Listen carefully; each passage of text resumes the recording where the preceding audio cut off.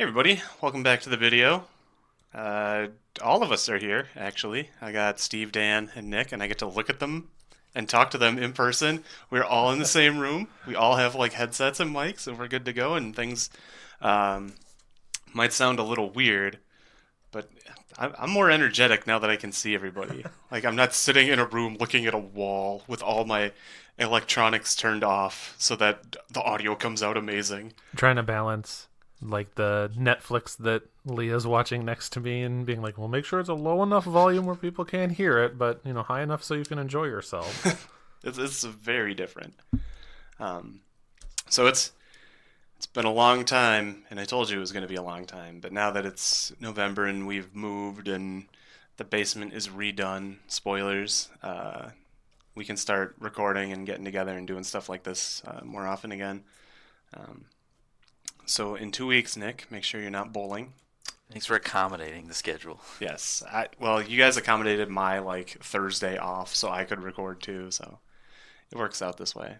Um, so every couple of weekends, we're gonna get together like this and talk about something like video games, I guess. Right? That's I mean, not something like video games. We'll talk about video games. exactly video games. Yeah, it's a bold promise to say every 2 weeks at this point. I think that Yeah. we've recorded like 5 episodes this year, and every time we've been like, all right, I think we're back on a regular schedule now. And it's always like, yeah, oh, we're just gonna catch up this one time. I know it's been a while. Things are getting kind of rocky, but yes, life has changed for a few of us. So, um, you guys want to say what you guys have been doing that isn't games, or do you want to just games? Uh, well, in looking, because I had to look up because it's been so long since we last recorded. The last episode of the Bideo is Noah's top 10 games of 2018, which came out September 26th, 2019, which is amazing because it's only a few months away from when we will talk about 2019's game of the year. And we are going to talk about it this year and not next year. So look forward to it. Yes. I just want to shout out to Noah that I listened to it and it spurred me to buy a game. Yes. I bought Spider-Man. Oh, awesome. I did not know that you bought it as a result of that. That's really cool. But prior to that episode, but you should all listen to that episode, our most recent episode seems to have been on July 24th. Oof. So 2 seasons ago. Oof. And the hot topics seem to be that we talked about Final Fantasy XIV, Bloodstained, and the announcement of the Switch Lite, which is now on store shelves and being purchased by people. I was looking at them today like, oh, maybe I should get a Switch Lite. Maybe not. I don't know. So in terms of things that have happened in life since summer, I mean, things are pretty much the same from my end. As of the last time we recorded, Leah had started working with me, but for anyone that isn't aware, I now work at the same place as my partner, so we get to drive in together and see each other a lot more, which is very awesome. Other than that, I just play games and I hang out with my cats. And that's all I ever do. Nick, what have you been up to, bro? Oh, well, at the beginning of August, I bought a house and moved in. And I've been kind of slowly cleaning it up. That sounds very familiar. Doing house things. Got to clean my gutters for the first time. Very exciting. Ooh. Raking that lawn. I was going to say, I visited your house many times, but that lawn did not look raked to me. I saw some leaves on that ground. Don't say that when you were There were telling me some. about how you didn't rake your lawn and you were hoping that the leaves would just blow away. It's true. I was hoping that we would just get a really windy day and they would all blow out so I didn't have to rake them. It didn't happen, and I didn't rake them, and now it snowed. So it needs to get warm enough to dry off, and then I need to rake them, which for me includes buying a rake. Oh, I just mowed over them. That's the way to do it. You just run it over with the lawnmower, mulch them up, and then they blow away because they're little itty bits. I still bagged them because I had like a lot. I have 2 big trees in my backyard, and so they just Okay. dumped. And I think I filled up like 14 of those like 30-gallon paper bags. Wow. That's So- insane. That's a lot. That's a lot of leaves. Fun fact about me as a homeowner, I've never bagged my leaves. So I've owned the house since 2013, and every year I just rake them into the easement. So slowly over time, the easement is getting filled with more and more decomposing leaves. Eventually, it will be like chest high, and no one will be able to travel between my house and the house behind me. But for now, I don't have to worry about it. I don't even know where I would bring leaves, or like, what do you do with them? You can get a yard waste bin from your trash company and dump them into that. Does it cost extra? Yes. Well, some of them do, some of them don't. I'm too cheap to do that. I was always sure that you put them in the giant garbage bags that look like jack-o'-lanterns, and then they disappear. Well, after you jump in the piles for a while, Yeah. right? You set them up, you jump in the piles, and then you jack-o'-lantern them into oblivion. Mm-hmm. Yes. That's how it works. That's one way. You can also burn them if you have, a fire pit, but I don't have one of those. Our neighbors do. If you want to just use our neighbor's fire pit, they offered. It's true, they did. That's very kind. What else you been doing, Nick? You bought a house. You raked leaves. I've been working, doing the same stuff, computery stuff. Just been on the internet. Yeah, and then I have a roommate who is our friend Scott. So he gives me money. That's nice. It helps. I'm the Scott for Dan. It's true, he is. He just checked to make sure he paid me Mm-hmm. because he was concerned about having too much money. That's true. What privilege. We spent most of this weekend talking about my amazing life. Yeah. I mean, to be fair, your life is amazing, but he spent the whole time being like, oh, it's so hard to have everything be going so well in my life. I mean, you know that feeling when everything is so perfect and there's too many perfect things all at once? I am really in a hard spot right now, Steve. Feel bad for me. It's just hard to deal with when you're used to everything being the worst thing. You've upgraded from dingy, gross Noah into suave, awesome Noah. Mm-hmm. Anything else, Nick? I think that's it for me. Dan? Mm-hmm. What you been doing? Well, I know, but I tell think everybody you know else. what I've been doing. But for all those who don't live with me, I also bought a house at the end of July, beginning of August, and I moved in, and I made Noah live with me and pay me money, so we could do this and get him out of Farmtown. Thank you. Thank you for getting me out of that town. That's the best thing that's ever happened to me. So I also have been doing a lot of housework, yard work, and the like, and then just spending too much time at work and not liking it, but liking the fat paycheck that comes with it. So I don't remember. Do you get overtime I for do get 1.5. working extra? Oh, Yeah, it's gonna be a big fat paycheck. that's a beautiful thing. hmm Dude, money. No kidding. That's it? You got nothing else? No, unfortunately, I mean, other than because when I come home from my busy work, I play video games, That's true. and we were gonna talk about that soon. Okay. My life is perfect. It's very hard. I'm confused a lot. And, I don't know. I'm ready to talk about games. I said a lot of stuff in the last podcast. It hasn't changed much. What time or when did you buy your house this year? I moved in on the 31st of July. Okay, so that would have been like just coming about as we recorded because it was July 24th that we Yeah. last did. Mm-hmm. So it was hot off the presses that was coming up. Yes. Mhm. All right. And it all happened. It's all true. True stories. Yep. Now it's 3 homeowners and 1 perfect guy. All right. Who wants to start what they've been playing? Because that's a Ooh. list for anybody. So, I mean, this goes back to July. I'm not going to name every game I've played, but Yeah, I there's- don't know if I'll be able to fit in every game I've played either, but there's definitely some big ones in there. we might as well start with the obvious, easy stuff that's top of our mind. We did just have a gamer weekend. We did. It's still the weekend of Gamer Weekend. This is technically the period at the end of the gamer weekend sentence. So, Noah, what did you play this weekend? I played The Infectious Madness of Dr. Decker. I'm going to start Yeah. strong. Start with Oh, the big game, which is essentially an FMV game, right? That's how you describe that? Yeah, it is FMV, and then the gameplay is, for anyone that has played Her Story, it's very similar-ish to Her Story. Yeah, so you get these patients in like the therapy session, and you're the therapist, and the therapist before you died and so you're trying to figure out who murdered him because they suspect his patients, and they each have a thing with them. Like one guy has days looping. One person is essentially a siren who lures people to a watery grave. Somebody killed their husband and reanimated him, and stuff like that, like supernatural things. Yeah. And your goal is to figure out who done it. We solved ours. We did. We did solve ours. So the way that it plays through is you have a day, day one, let's say, and then you cycle between all your different patients, and you actually like type them questions that they then respond to. It's just doing like keyword parsing to figure out what is going on. And so we actually had like one of my USB keyboards plugged into my PS4, and we were typing to these people. And then sometimes when you ask them questions that they have something to say to, it'll play a little clip of their response, and then you'll glean new information from that response to ask them new questions, and you kind of build on that.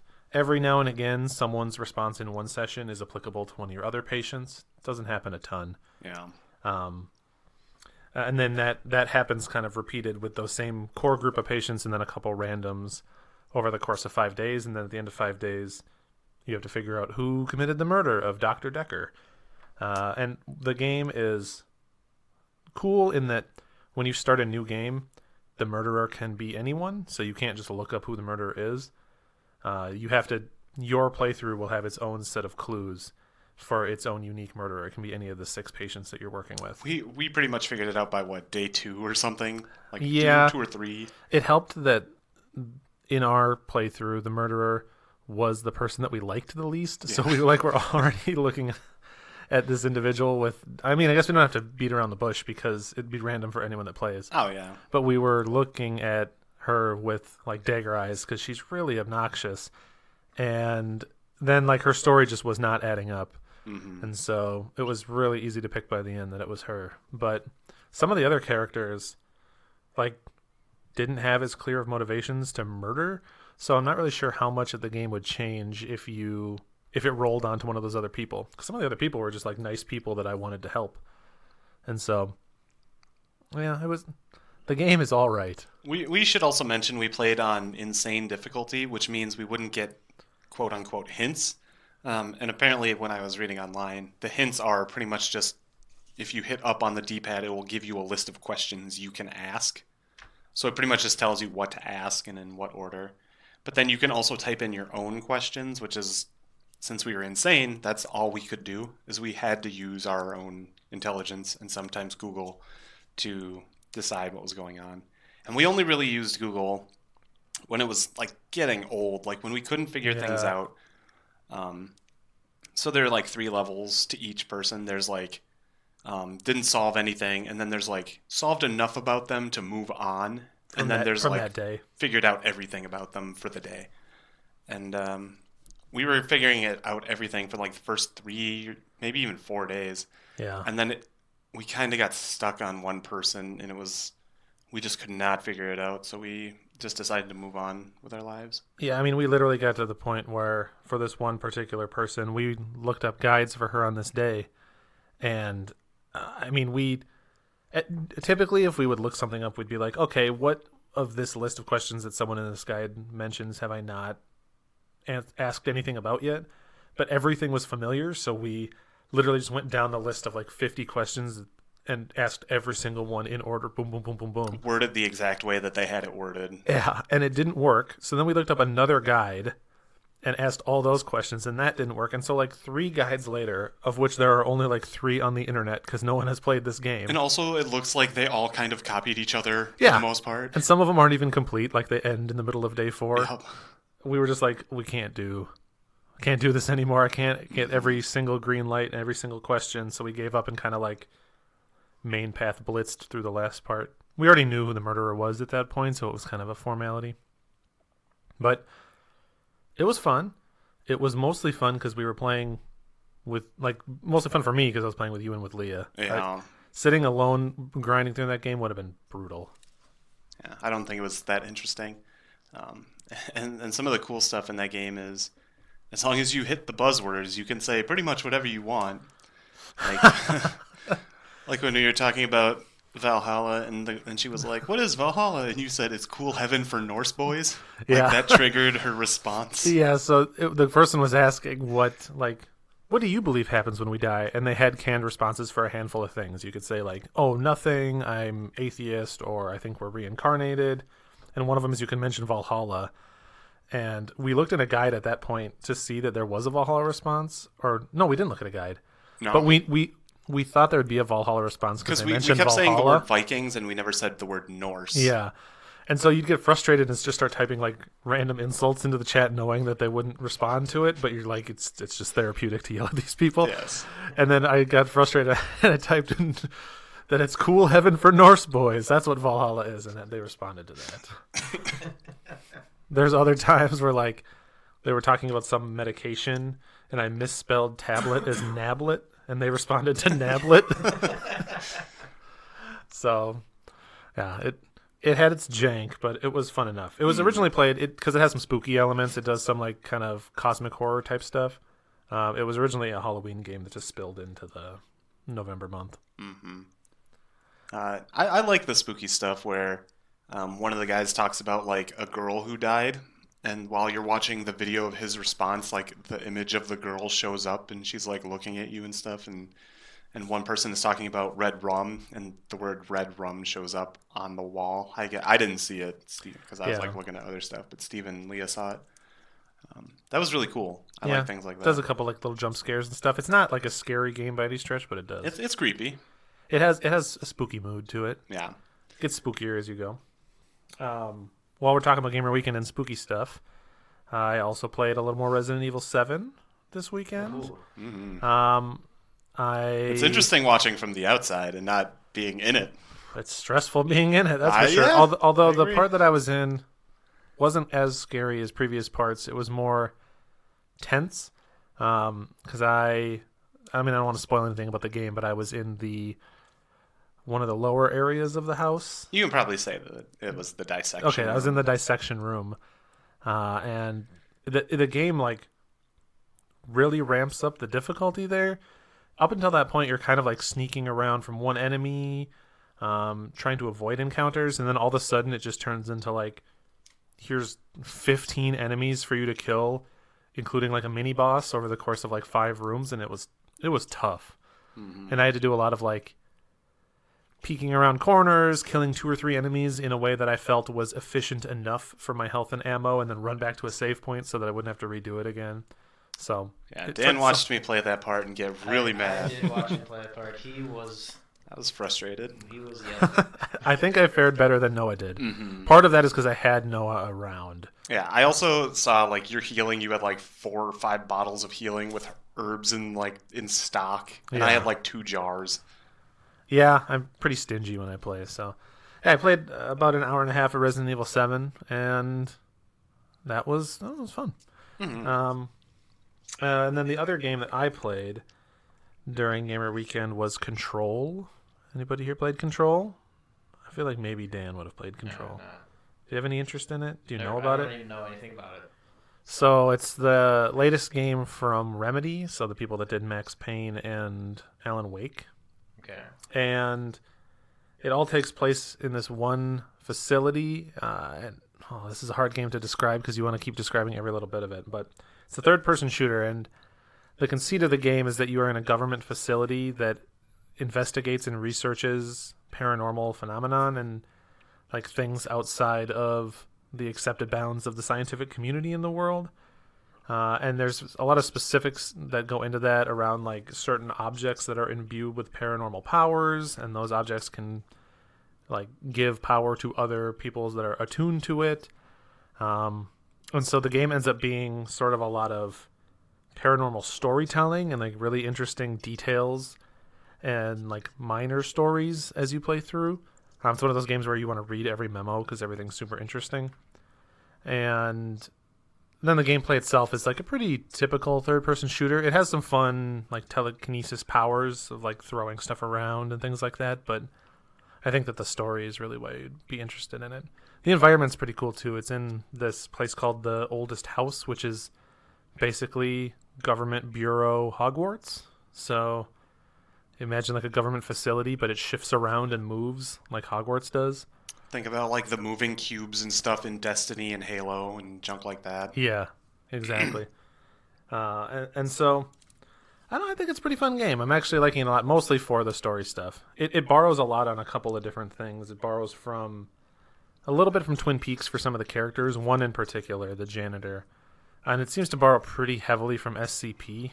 Like, that seems to be a huge inspiration for it. And I never played the SCP game, but I have read some of the stuff on the wiki. So, yeah, Control is pretty awesome. I am liking it. It's a good opportunity to play, just try to squeeze stuff in for Game of the Year. Control, I'm glad I found some time for during the weekend. Yeah, you shared the Game of the Year type list with these guys, right? Oh, no, I will right now as you tell them what you were playing. I played Untitled Goose Game. It was pretty good. That's a good game. I had seen most of the game already, like just by Yeah, he watched me play a good amount of it. yeah, I saw what you played, and then like I saw a bit of what they played at the Extra Life. So I had seen bits and pieces of the game. So like the only new part of the game that I had not seen anything of was the pub. And Steve said that was sad because the pub's the worst part, and I would agree. The pub kind of was obnoxious.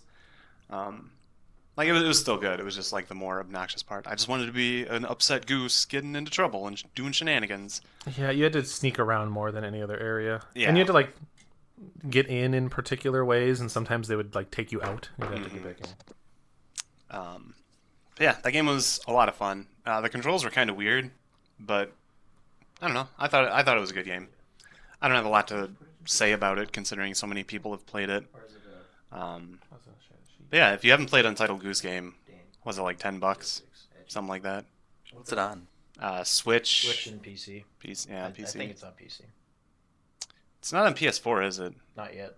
I think it's Okay. going to be eventually. But as of now, just Switch and PC.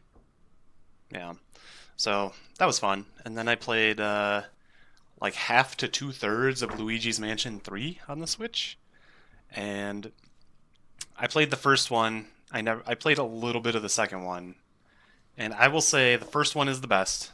I don't know what is the deal with the first one. It's just like hit the right spot, or like it was like a moment in time that it hit. But the third one's really good mechanically, and it has a lot of cool stuff.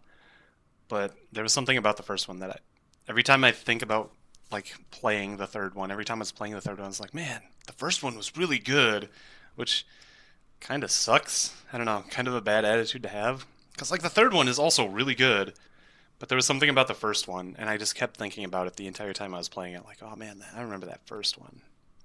Like there was some magic that it didn't quite recapture. Yeah, and I don't think it ever could again, because Luigi's Mansion came out and it was like the only version of a game like that. And now that there's been multiple of them, like it's kind of lost its novelty maybe. But overall, I really like Luigi's Mansion 3. I'm not done with it, and chances are the next time I go to Steve's, I'll probably play it again, pick it up, keep playing.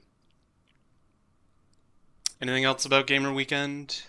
I think that's really all that got played. It was mostly Decker, honestly. There was a lot of Decker going on. Which is fine. Also, this Gamer Weekend, I saw the new episode of My Hero Academia. So did I. Not very video games, but I saw it. Nick, Dan, either you want to actually tiny break with the My Hero Academia. Noah was confused because the subtitles weren't working. Oh, did you? And tell thanks him to the Nick, I was magic? able to successfully troubleshoot. That was so weird. Isn't that really annoying? Was it this episode or was it like It's an all of episode? them on Hulu. What? Why? You like have to use the like. The The hard closed subs or captioning. whatever? Yeah. That's stupid. Anyway, video games, you guys. Either of Are you? we just talking about stuff we played? Like, are you done? We're done with I Gamer know- Weekend. Like 90% of it was Decker. Well, I thought you meant like stuff you've been playing. I thought that's what you were doing. I think we can go into stuff we've been playing, but I feel I've been like us talking a starting while, with so- Gamer Weekend, we should offer you wanna guys we That's can some give you a chances. chance to share what you've been That's playing. fair. Well, I have been playing some games. Untitled Goose Game being one of them. I was so pumped for that game. Oh my god, I Set went that first on and- Untitled Goose Game Yeah, because You you hadn't stole talked the about goose. it. Yeah. It's great. Yeah. It's fairly short, but it has that wonderful charm of being a goose.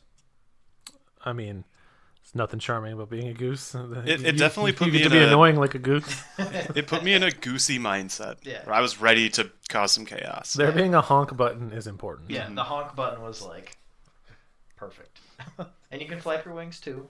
Yeah.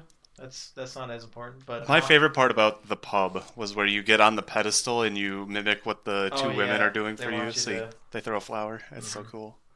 and also honking through items was really Oh cool. yeah, I You forgot honk about through the that. harmonnica hmm or into a glass jar and it Or the muffles walkie-talkies. honk, or the walkie-talkies. Yep. Could you use the walkie-talkies for anything?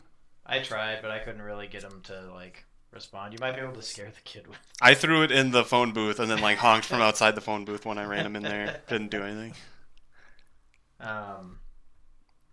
Let's see what else. Trying to think what else has come out. I mean, the last thing is see Astral Chain. Have you guys played Astral Chain at all? Nope. That's how you play a bit. Noah watched me play it. I played like the first 7 chapters so far, which I think gives The you a pretty first good 7 impression. chapters.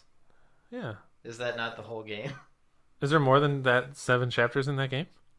Um, I'm not there's done. not that many. I don't even have all of I the. think there's like 10. Okay, I don't have all the demons or any No, chimera or the whatever they're called. chimeras, Yeah. Yeah. What do you think of that game? At first, it was rough. I thought it was really rough, and I was having a hard time with it. Noah can attest to this. He watched me struggle, and then, like midway through the game, I find something just like finally clicked, and I was like, "Oh, okay, it's time to go." Oh. And I started crushing it and having a lot more fun with it. Do you remember about when that happened? Because I don't feel like I'm having a hard time, but it has not clicked yet. It was kind of after I started using, like I was leveling all the legions,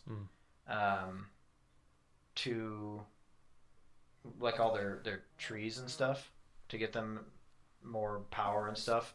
And I just never really used the moves that they gave you. Like I tried a couple of them, they felt like really lackluster. But then I changed. Like there's one that I swapped in the bind one. I don't know if you've unlocked it yet, but if you haven't, do it. Because you take your legion, you grab the chain, and you swing it around like a giant lasso. Just it flies around, and then anything it wraps around will automatically be stunned. Oh, I don't have that. And then you can combo out of that and just start going crazy. That was like the biggest thing that changed the game for me. Okay. I feel like, I mean, that game has a pretty complex set of controls. Like, you have all of your moves, and you have multiple weapons with their own move sets. I almost exclusively use the normal-ass baton. I never use the gun. Very rarely use the gun. I only do when I there's flying only stuff. ever used the Sword Legion the entire game. I never switched. It was just the best one. He is the one that my I've put opinion. almost all my upgrades into. Yeah. Like, because he seems... I mean, by the time you get the other legions, he's already upgraded, so he's stronger. So you just kind of keep using the strongest one and making them even stronger. Like, I tried switching around. Like, I thought the Arrow Legion sucked. Other than shooting down the things you have to use it to shoot down. The Fist Legion is probably the one I use the second most. The Dog Legion, while being a dog, was about his only redeeming quality in my opinion. The rest of its controls were kind of annoying, and I didn't really like using it. Yeah. You'll get like the combo thing that you get with it, where you ride it around. Yeah. Turns out it doesn't turn on a dime. It has to actually like. And I walked off the edge so many times trying to turn around, and it was making me mad.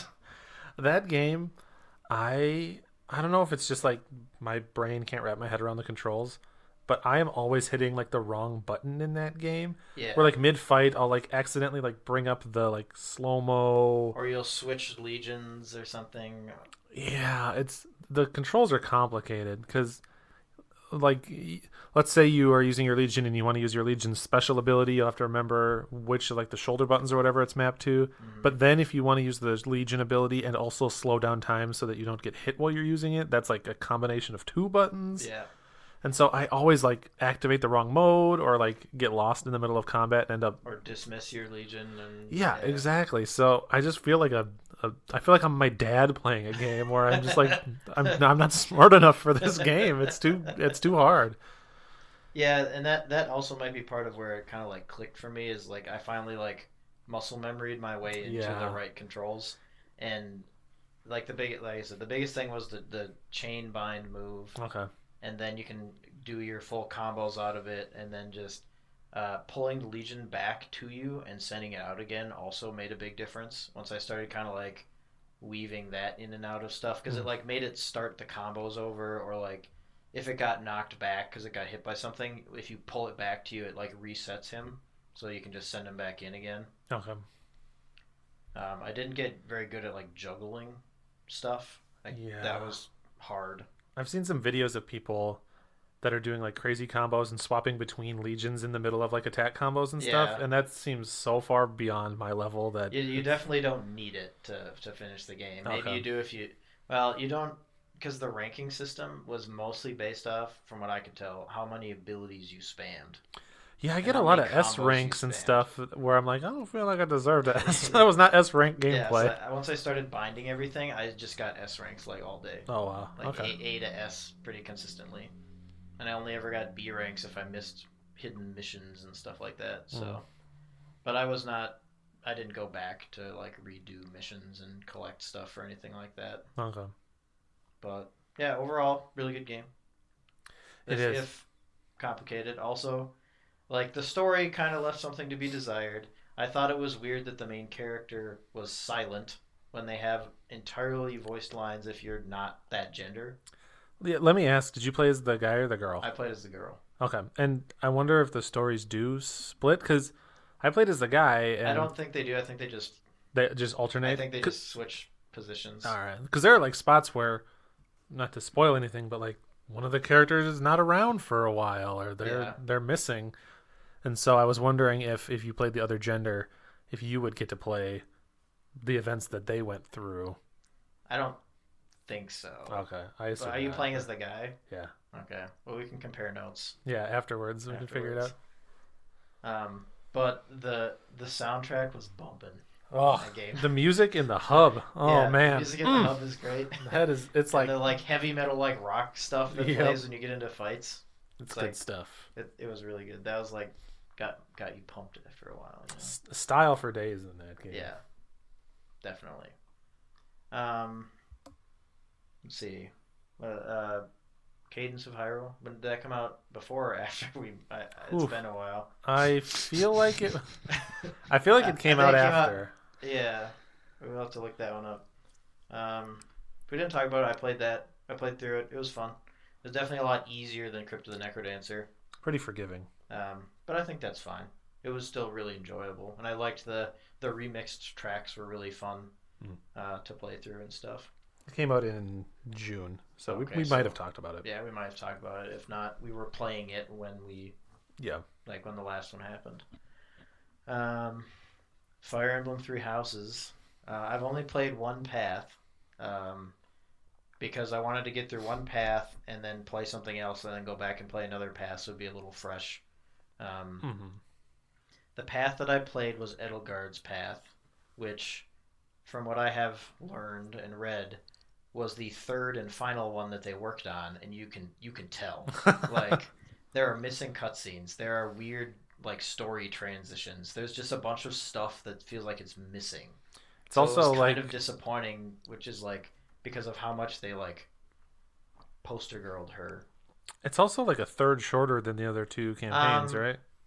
Not a not that much shorter, like 4 missions maybe, I Okay. guess. But yeah, but yeah, there's just like the time skip thing where apparently in the other routes there's cutscenes, but I don't know that yet because I haven't played the other routes. But it was just bizarre because I was like, oh, okay, now I'm just here. Like, all right. Um, and her route is like a sub route of an alternative too. So because it's like the golden deer, the blue lions, and black eagles turns into the church route unless you do a very specific thing with Edelgard, which is kind of hard to miss, but also not. Okay. Um, and I had read about it beforehand, so I knew to look for it. Um, But if you don't make the right decisions during that stuff with her, then you go down the church route, I guess. Um, and I don't know what's different on that route either. So technically, it's 4 playthroughs. But there's more you can do. You do New Game Plus, and you keep a bunch of like inventory and other stuff. Um, the music was really good on all the It maps. was, yes. Did you play it? Three Houses? Yeah. Yeah, I played all the way through Golden Deer. Okay, that was the next one I was gonna play. It's good. I heard there's a dubstep chapter. Yeah. So then I was gonna do Blue Lines last, probably or Yeah. Church Route. I'm not sure which, but whenever I go back to that, which will probably be not for a little while, but I mean, it's a long game, so yeah, it'll be even longer considering I'll be doing a different route. yeah, true. And it'll be longer than your Edelgard route, yeah. Yeah, I mean, I kind of wish I had done the Black Eagles route because I was sort of ready to be done by the time I was at the end of my route. Like Oh, I was really? like, all right, I'm a little. I've had my fill. I've had my 50 hours of Fire Emblem, and I'm fine if this game ends. Yeah, And for a while, I wasn't sure if I was going to finish it, but I did power through and get all the way through it. And I mean, it's great. That's not saying yeah. There's nothing wrong. that the game is Yeah. bad and Yeah. it was boring me or anything. It was more like 50 hours later, I was feeling the pressure of other games and wanting Yeah. to tick it off and move on. I really enjoyed what they did with magic in this game. Yeah. I thought that was cool. How each character is kind of unique. Because normally in all the other Fire Emblem games, you have like in equipment, you have a book that you equip, and each person is tied to that type of magic. In this one, it's just like it has charges, and every map you start with your charges again. And as the character levels, they get more charges of those spells, and they'll learn new spells and stuff. Yeah, so the character just has the spells they have. Yeah. Yep. The list gets pretty beefy too, especially if you like dual specialized in Yeah. both magics and stuff. Like you get a good amount of spells, and they recharge after every battle. So And it made it feel like you could actually use some of the more Yes. powerful ones, because like otherwise you'd be like, I can never use this spell because Yep. it only has 5 charges. yeah, but now you're like, I have 2 charges of this really powerful spell for this battle, Yeah. so I'll use one to like pick off someone in a convenient way, and then I'll save one for the boss mob or Yeah. whatever. Right. I also kind of liked what they did with the class system in this one. How anybody can be anything. They still kind of have a preference based on their skills, their personal skills. But I don't know if you. Well, some of the like half the characters I recruited were from Golden Deer. Did you recruit a bunch of people? I recruited only a handful of people, but I think they were Black Eagle people. Did you get Bernadetta? I did get Bernadetta and what's her name? Dorothy? Dorothy. I wanted to say Mariana, but that's a different. Marianne's in Golden Deer. And Mariana's a character from Dr. Decker. I But had yeah, a dream about the sea. Dorothy. I basically recruited the girls that I needed in my party, Yeah. and then carried on. Um, But Bernadetta's awesome. yeah, I really liked Bernadetta. Mhm. Like at first I was like, okay, this is a little weird, but as it kind of went on, like, okay, this is actually kind of funny. Yep. I liked Ferdinand von Ayer. You didn't play that, or you didn't recruit him, so you don't know. But like during the school chapters, when you select him, his most common voice line is, "I am Ferdinand von Ayer." All right. And that's like a meme, Okay. like on the Fire Emblem subreddit, I guess. But he was pretty good. Lysithea was disgusting, like in my playthrough. Like as far as like a character, like she just destroyed everything. I didn't have to do anything else. Yes, she is so strong, to the point where I mean, the romance element in this game is played way down. Yeah, Like, basically, you because don't. there's no child units. Yeah, So it's you like- don't until the very end. You kind of just like pick someone, and it's like 1 or 2 lines of dialogue, basically. Yeah, you get a special cutscene, like a picture at the end for whoever Yep. you romance. And I didn't get Bernadetta far enough to Oh. be my waifu, And so I had to pick for my existing people, and I was like, well, I don't really want to marry any of these, so I guess, and I think you can go stag, but Yeah, if you pick um, Sothis. but I went with Lysithea just because I was like, well, she's so freaking strong that at least I'll have the strong person with me for the rest of my time. Yeah. And the game was also surprisingly dark Yeah. in some of the like side stories and stuff. Mm-hmm. So yeah, definitely worth picking up. Great game. Let's see. I'm trying to think of some other ones. I mean, I'm currently playing Trails of Cold Steel 3, which I've been waiting for forever for that game to show up. And it's living up to my expectations for a continuation of that series. As we were talking about before we started here, my main gripes are that it relies so heavily on referencing material from Trails of Zero, which is one we never got. And it goes so far as to be like, you have an entire chapter in this game that takes place in the city that Trails of Zero, both the Zero games, take place in. And so it's all referencing a bunch of crap that the events of those games. And you're like, I have no idea what any of this means or how impactful any of this is, but it sounds kind of important. And then when you're leaving the city by train, they're like, oh my god, look! And you look out the window and it plays like an anime cutscene of the main cast from the Zero game, like on the hill. They're like, yeah, the fist bump in the air, pass on the responsibilities or whatever. I'm like, okay, I guess. But it's doing a good job of. It doesn't transfer any like save data from the second game, like the first one transferred to the second one. But it does bring back the entire cast of the first two games, and they do a good job kind of like mixing it all together with the new cast and interacting. Be interesting to see how this game wraps up, because there's been a couple points where I'm like, I think I'm almost done, and then I'm like, wait, no, I can't be almost done because there's got to be at least 5 chapters. And then to see what the ultimate, solution is at the end of this whole mess, because everything just keeps escalating and getting more intense. Other games. I'm sure there's more that I've played that I can't think of right now. Blasphemous and Code Vein. Oh yeah, I wasn't sure if I. I'm mention typing Code in Vein the right games now. I'm remembering us Yeah. playing. Yeah. So Blasphemous, that game's been out for a while, I think, but I finally picked it up. And it's a 2D Souls-like game. It's a little more forgiving in some aspects, where when you die, you don't lose all of your currency, but you take a hit to your magic meter until you recover your soul or whatever. And when you do that, it brings you back. You just go pick it up, and then it unlocks that bit of stuff. And you can, if you die multiple times, it just gets worse and worse. Like the bar gets more and more covered up. There are a few glitchy things that I ran into where I died, or like I got hurt, fell with iframes into a pit of spikes. My dude stood up, and I'm like, oh, I can jump out. And then I died on the spikes. So it put my corpse in the spikes, so I couldn't get it. I heard that was a bug that was eventually patched out. Oh, was it? Okay. Yeah. Well, fortunately, there's like these statues you can go to that will cleanse your soul or whatever and return all of your mana capacity back to you.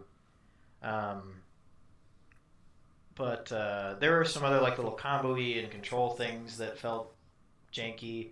Also, the bosses felt like they had way too much health for how. So there's one or two that are kind of bullet helly, and they're just gross. I was really frustrated with that one.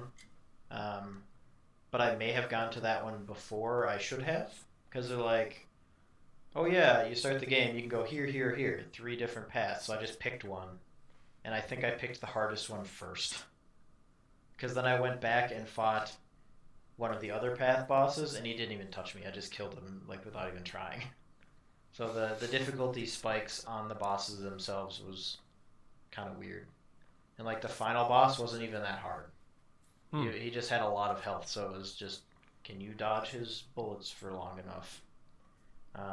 The healing animation took forever, and it didn't heal that much. So sometimes you have to sit there and like heal yourself like 4 times to get your health, all your health back. It didn't scale with your health bar. So, and that was probably just some added difficulty to the game. But it has a parry system that I started utilizing eventually, and it trivialized some bosses that I was struggling with. Overall, the theme of the game is really cool. The sprite work was amazing in the entire game. Is that sorry if you said this, is that the one that is like really kind of gruesome or like intense imagery? Yes, Okay. yeah. There's lots of blood and gore. Like dark religion type Yeah, stuff. Like the cover of a death metal album type of Kinda, artwork? Yeah, kind of. Yeah. Okay. So it's definitely a good game. With a few, I thought it had a few like issues, but nothing you can't get past. I think I'm going to pick it up because Limited Run is doing Yeah. a physical print of it this Friday. As I say, it's this Friday. I saw that too, and I'm like, well, I already bought it. I'm not going to buy it again. Did you play it on PS4 or Switch? Switch. Did it run good on Switch? Yep. Okay. It does have it doesn't pause properly when it's in sleep mode, so I have like 200 hours on it. That's fine, but But okay. yeah. Good to know. Yeah, I'll probably pick up the Switch version then. Yeah, it was good, and there wasn't really any slowdown or anything that I experienced on the Switch. So Okay. Awesome. yeah, that was a good one. And yeah, Code Vein. Noah and I both played that. I didn't finish it. He hasn't finished it yet. Right. I'll finish it. Um, It's so hard to beat games. Shut up. It's the worst. You can, instead of beating Code Vein, you beat Dr. Decker. That is so true. and Resident Evil 7. Oh my god, yes. So, Code Vein is anime Dark Souls. Like, that's the easiest way to describe it. You can change your class anytime you want, though. And that changes the stats and, like, what weapons you can equip and your weight limit and stuff like that. I played most of the game as, like, the fast, light-hitting character. I think, Noah, you were doing big boy two-handers. I started as a mage Or and he tried to do a mage, but the game doesn't give you any mage spells for quite a while. Yeah. So You eventually can I also was just use them as any class, so yeah. or most classes. Eventually I was just like a hammer man and two-handed sword guy. But the game allows you to have a partner character with you pretty much at all times, if you so choose. I mean, I did. Noah did. I wouldn't say it trivializes the game, but it does help make it easier by they're just a distraction. You can also revive them if they die, like as long as you do it within like a couple seconds of them dying, and they can also revive you when you die. But it costs you sacrifice your health to revive them and vice versa. So you can like pick a follower that complements your play style.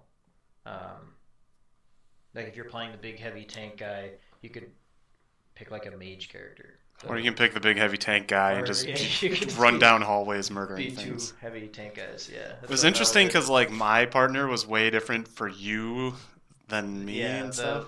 I think it's just because of the way we were playing. So like we both tried using the same character for a while because it expands as you get farther in the game. And in his game, the dude would just like run in and just murder stuff. And in my game, he would just like sit there like a dolt. He would dance around, sit by walls. Yeah, like he watched it happen. But then I switched to another character who did what that guy was doing for Noah for me. Yep. Like she would just run in and just destroy everything. So I'm like, oh, okay. Then you could like double combo, knock guys out and stuff like that. So it's interesting because the game world takes place in the same world as God Eater. Oh, I didn't. Is it the actual same world? Yes. Oh, I didn't know that. Makes sense why they look few, the same. There's a few cutscenes that will reveal that. So minor spoiler, but it's not like a big plot device or anything. So it's just kind of like hey, it's made by the same company, so we're gonna kind of tie it together. But overall, it scratched the Dark Souls itch that I kind of wanted without playing a Dark Souls game again. It was like it was easier and more story driven, so I had a Yeah. much less frustrating time with it. Yeah, the story's pretty good. Yeah. And then the ending is, I got the like true ending, the first playthrough, and it's very much left open for a sequel. So they're probably gonna make a second one. But yeah, I think that does it for No, me. you have one bigger game that might make the top 10 of the year. I do. Yep. I like how you're remembering games that I don't. Think about Phoenix Wright and games that might be kind of like that. Oh yeah, you're right. I can't believe I forgot about that game. Yeah. So it's the one we talked about. The Somnium Files. Mm-hmm. I just found that game by chance, and it is amazing. I love that game. No! Yep. All right. And Noah watched me play some parts of it. It's plays like more like Virtue's Last Reward. That kind where you have your branching paths and you can warp back and forth to them. But the premise is you're a detective and you have a cybernetic eye that has an AI in it. I get it. And her name is Iba. Nice. Yeah. Subtle. It's short for AI ball. Ooh. Yeah. And you have to. It starts off. You're at a crime scene. And there's a murder, and you have to figure out like what the hell happened. And you find a witness at the scene, but they're too terrified of what happened to really tell you anything. So then the game introduces the somnium aspect of it, where you dive into a person's subconscious and experience it like as a third person, to possibly get clues from what they've experienced. And so the game kind of plays in spurts of, okay, story, you're traveling around Phoenix Wright style, investigating, talking to people, and then, okay, it's a somnium.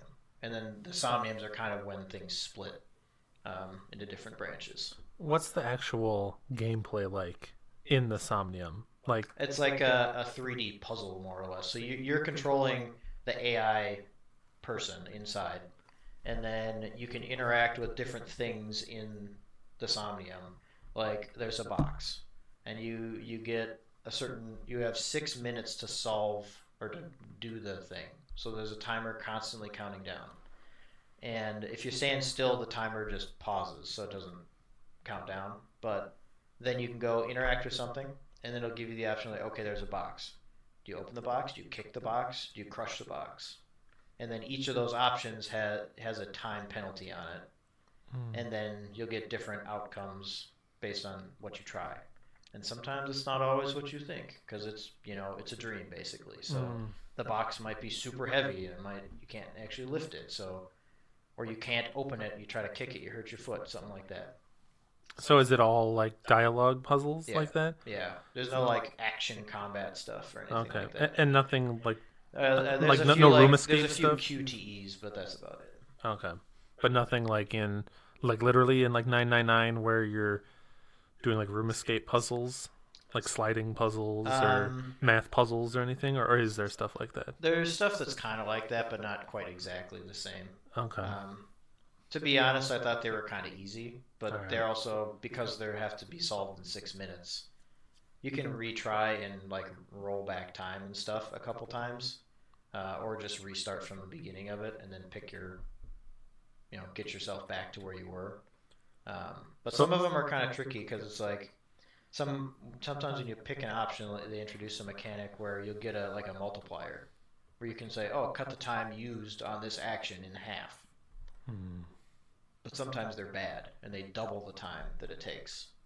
So there's some where you have to kind of like, and when they're the bad one, you have to use it on the next action. So you'll have to like, oh, this option over here only took 5 seconds, so I'll use the double time thing on that to just use it up and get it out of the way. Because some of them are like, oh, this takes 200 seconds, so you don't want to double that. That's when you'd use like the 1/8 or 1/2 or whatever. Okay. So then the story must be pretty good? Oh, it was great. I loved it. There's a lot of good comedy in it. There's a scene where you're at a maid cafe. And there's a couple of them because you'll get to the maid cafe in each branch usually. And you're talking to the dude that you like, oh, I recognize that guy. And you're talking to him. He's got this trident and stuff because it's like the King of the Sea thing. And he's like, I've got a gold trident, but they go up to platinum tridents, but I haven't spent enough money to get the platinum trident yet. And you can talk to one of the waitresses, and you're like, so, because each person's like, what do you do? You know, what's it like here and stuff. And sorry, I just remembered what he's about to say. Watched this scene. And you say, and she's like, oh well, we just take money from sad lonely men. Or we exploit them. I think she specifically said you say something and she's like, I wouldn't say it like that. I just say like we take the money that they want to give us or something like that. Yeah. And you can ask the dude like how much he spent to get the gold trident. And he's like 200,000 yen. And you're like, and then there's a lot of internal monologuing that happens because that's how you converse with the AI. Because most people don't know that you have that thing other than like the people you work with. Okay. So he's like, oh my god, what a loser. Like, you think that to yourself after he says that. It's really funny. He's kind of a loser. He is a big loser. I really want to play that game before the end of the year, but one, it was about 30 hours. It's a meaty boy, and two, because it's Spike Chunsoft, right? Yeah. Yeah, because it's Spike Chunsoft. Leah typically plays those games first. Oh. And the odds that she's going to play it before the end of 2019 are low. So this is, if you're listening, this is my pressure that you should play that game before 2019 is up. A message to you, the listener, one in particular. But yeah, that game looks really good. I hope to play it. Yeah. It was fantastic. Definitely on my radar for game of the year. That's all the games I know you've played. Yeah, and I mean since the last podcast, you've seen pretty much everything I've been playing, other than like the mobile games that I'm always playing. But I won't talk about those. Your lives are now intermeshed. Yeah. He gets home, he sits down on the couch, tells me about his great life with the struggles. And... yeah, his fry cook life, and then watches me play whatever I'm playing. No mobile games you want to talk about? I mean, I can talk about them. If you want give me you your Dan's Mobile Minute. Dude, that was a good joke. We want to have a Dan's Mobile Minute. I mean, if you want.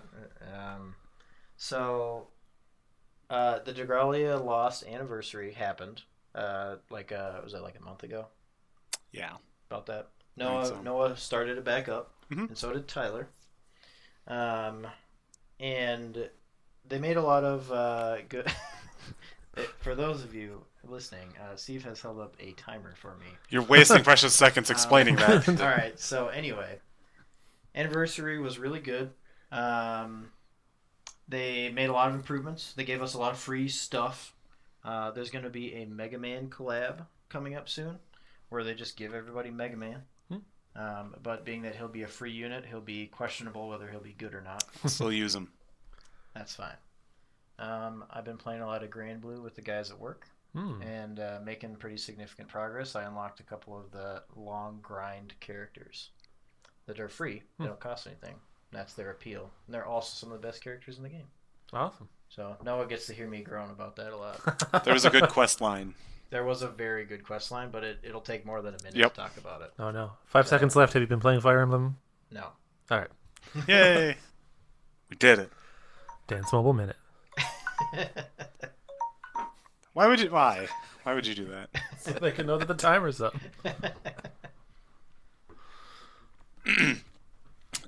Nick, you want to go next? You've been saying nothing. Ooh, I've played like 2 games. It's been like 3 months. I know. So, and the games I have been playing are old games. Okay. Well, Go. some of them are new versions of old games. Oh, yeah. Some of them are just old games that are re-released. Did you play Oregon Trail? No. Okay. So, I've been playing some Link's Awakening. I picked up the new Switch version. I never did play the original Game Boy one.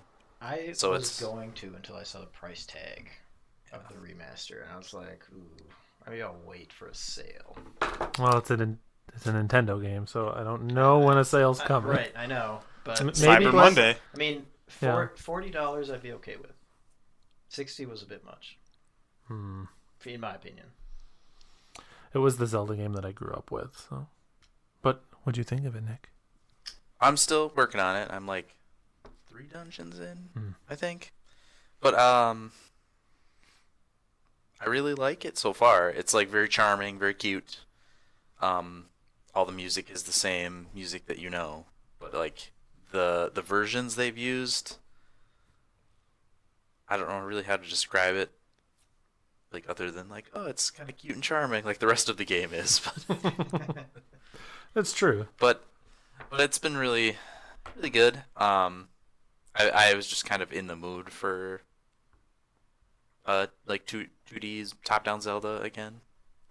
The only issue that I've had with it so far, like technical issue, is that sometimes the frame rate will chug a little bit. That's a switch for you. Yeah.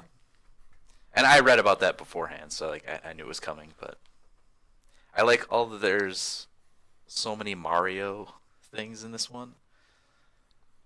Like there's a part where you find like a chain chomp Yeah. and use him to like solve some puzzles. Have you never played the original Link's Awakening? No, this is the first time I said played that it. at the Oh, beginning. I wasn't listening. I don't like Nick. Wow. Yeah. Sorry.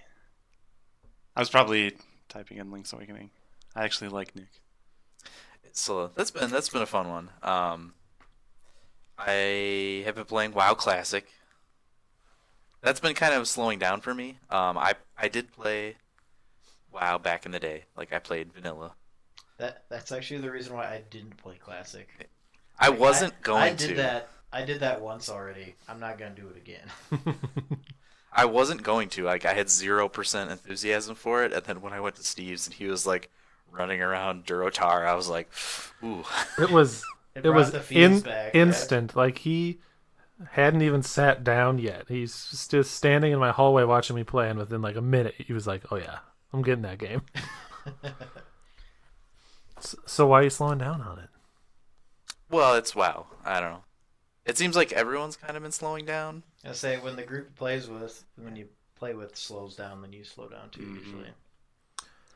So I've been playing with you, and there's a little bit of a balancing act because you want everyone to stay around the same level. And so I try to just now, rather than assume everyone will be on every night, I try to just text you when I know I'm going to be playing to be like, "Hey, it's a WoW night. Come do your WoW homework." Yeah, that's a good idea. I did play some last night with Leah. We did some quests because I think I'm behind you guys now, level wise. Not by too much. So we had fun running around Stranglethorn. We got ganked a lot. I heard you died like every is- 5 minutes yeah, and That's then what gave up. happens in Stranglethorn Vale. Yeah, I specifically, back in my vanilla leveling days, had a route that avoided Stranglethorn completely. Even though it was such a good quest hub Wow. and whatever. Well, I played Alliance, and on my Oh. server it was even worse.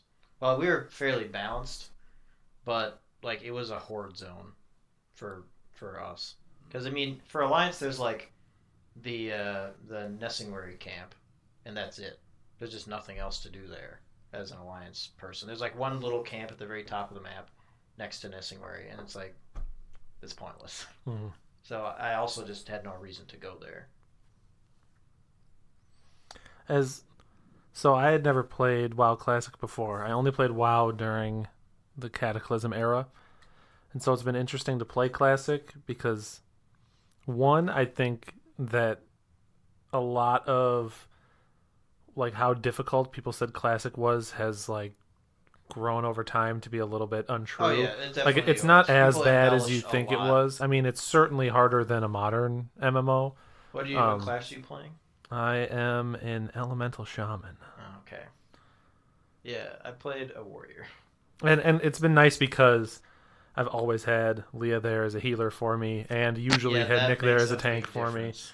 Yeah. So, like, I always have a group to play with, but it's not that bad. Like, you have to grind, and things are definitely harsh sometimes, but it's doable. But what I like about it a lot, which I didn't expect to, is that it's just like more simple than a modern MMO. There's not like a bunch of dailies you have to care about or weeklies. It's just kind of like go out and do your thing. Wherever you want to go questing is probably fine. You don't have like a million meters you're always trying to fill at all times. Yeah.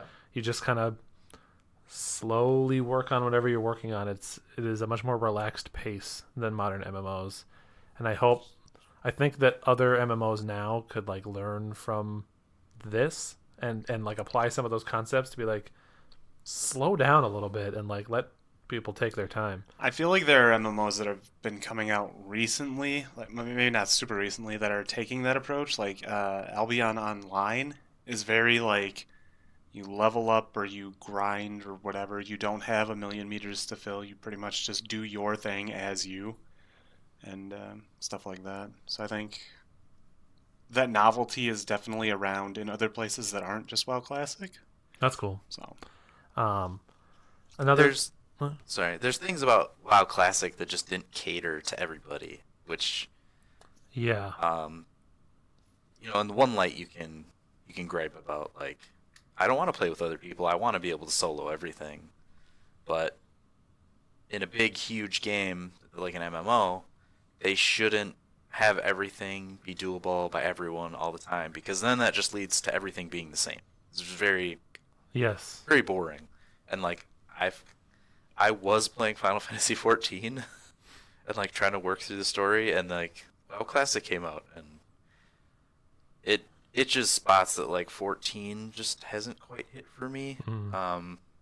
14, like, it looks really nice and the music is good, and like the combat is the same as any other MMO, it seems like. The thing is, like, they scratch different itches. I would definitely say 14 is the best modern MMO, but it doesn't do the stuff like Final Fantasy 11 and World of Warcraft do, where you work on you, and then you LFG mage for whatever, you know. I like that a lot about WoW Classic, that one, you have to be pretty social. Like, having to find a party just by talking to people and go to the place makes it so you're actually talking to people. And Yeah, I've run across more friendly people than I have run across jerks. Right. So it's been fun to like actually meet some people. And like we found a couple people that we ended up playing with somewhat regularly. And what's cool about Classic is that classes all seem to like really have their own niche to fill. Like they all have their own definitely identity. did. Like, and that's mostly from the raid tiers. When you get raid gear, the raid gear for a warrior set bonuses were like tank, and the raid gear bonuses for paladin were healing. Yep. And shaman was healing. So like that's one thing that a lot of people, well, some people didn't like about it, is you're pigeonholed if you wanted to do that raid. There were some arms warriors, but there's no such thing as like a tank paladin. There were some red I'm paladins. Horde, so there's no such thing as a paladin. Oh, well, right. But okay, enhancement shaman was garbage, in like complete garbage. You just didn't do it. People gave them Hand of Rag, the legendary weapon, as a meme most of the time. Because when Wind Fury if you hit Wind Fury proc with Hand of Rag, you just one shot somebody.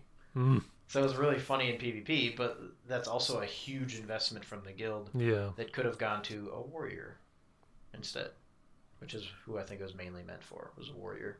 And the game, like, over time made some improvements like that, where it like said, hey, if you want to play the spec that we put into the game, you can. You can. Yeah. But then towards it also the end, homogenizes them more. Yeah, it did, and they like took things too far. I guess, Yeah. over time. Yeah, a lot of classes lost their uniqueness, but Mhm. that's just because people would min-max their raids to say, okay, we need to bring 5 warlocks because they all do this thing like raid Yeah. buff or whatever. And sorry, elemental shamans, you're garbage. Get out of here. So What I think they lost is that like that make everything viable at the end game philosophy yeah, bled into the leveling process too. right. Because I like that, like for example, mages are the only ones that can make water for you when you need mana, or rogues are the ones that are gonna open Pick lockboxes for you. Yeah, Like people all, or yeah, mages will port for you or whatever. Or like your specific professions have really unique things that only that profession can provide. It's not like every profession has their own version of this. smithing and swordsmithing and stuff. So yeah, so you end up actually needing to like work with other people and talk to other people to get stuff done, Mm-hmm. which over time that WoW and then other MMOs too, just kind of be like, well, let's give everyone a version of this for their profession. So every profession can do this in some capacity, or every class can do this in some way, even if it's not as efficient. Yeah, WoW professions also just became nothing. Like Yeah. they're worthless at this point. Like whereas before, well, for a long time, warriors had a weapon called Storm Herald in BC that hammersmiths could make that had a stun proc on it. It was the weapon to use forever in PvP because it was just, oh look, you're stunned for 4 seconds. Well, you're probably dead within those 4 seconds. So that gave blacksmithing like a thing. And now it's like, well, I've got all these blacksmithing recipes. I guess I can sell them for people who want a transmog at this point. But Yeah. other than that, even at like fresh level, like if I focus on blacksmithing, I hit the new level cap in the new expansion. My blacksmithing is max level. I might equip the belt if it rolls good stats for like a little while until an instance drops a better one. Yeah. And even then, it's like the next instance will drop it. Like, well, I guess I don't need this anymore. I wasted materials. So they're low impact professions, such as like, I don't know, that lost some of the charm for me. I liked being able to make cool stuff. Yeah, I like classic a lot. I think it's pretty fun. I mean, we're taking it slow. We're still only Well, because if you don't take it 45 slow, or something. you're gonna get to 60, and you're like, well, now we gotta do raids, and then you probably won't want to do that. No, I don't. It is a I want to commitment. experience the raids, but I don't want to be in a raiding group, so I'd rather wait until towards the end of when like most people have done raids, and then like you can get like a Molten decently Core. geared pug or something and just go experience Well, it. Molten Core, you need like 15 good people, and then the other 25 people can be garbage, and you can still clear it. Yeah. So Yeah, and like I don't want to spend like hours and hours like farming materials to make fire res gear. Yeah, right, exactly. Like I don't have that much. That was the thing that Classic had. Yep. That like a lot of people didn't. It was like, that was the this is so hard because you had to farm that stuff. If you like, oh, I want to do Onyxia, well, you better have your shadow resist gear so the shadow ball volley doesn't kill you or whatever, or fire resist or whatever, something like that.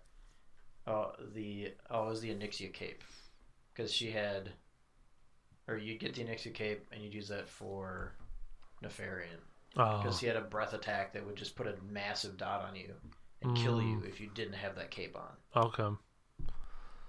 Yeah, He's not even in the game yet. No, he's not. He's the second raid boss, final raid boss.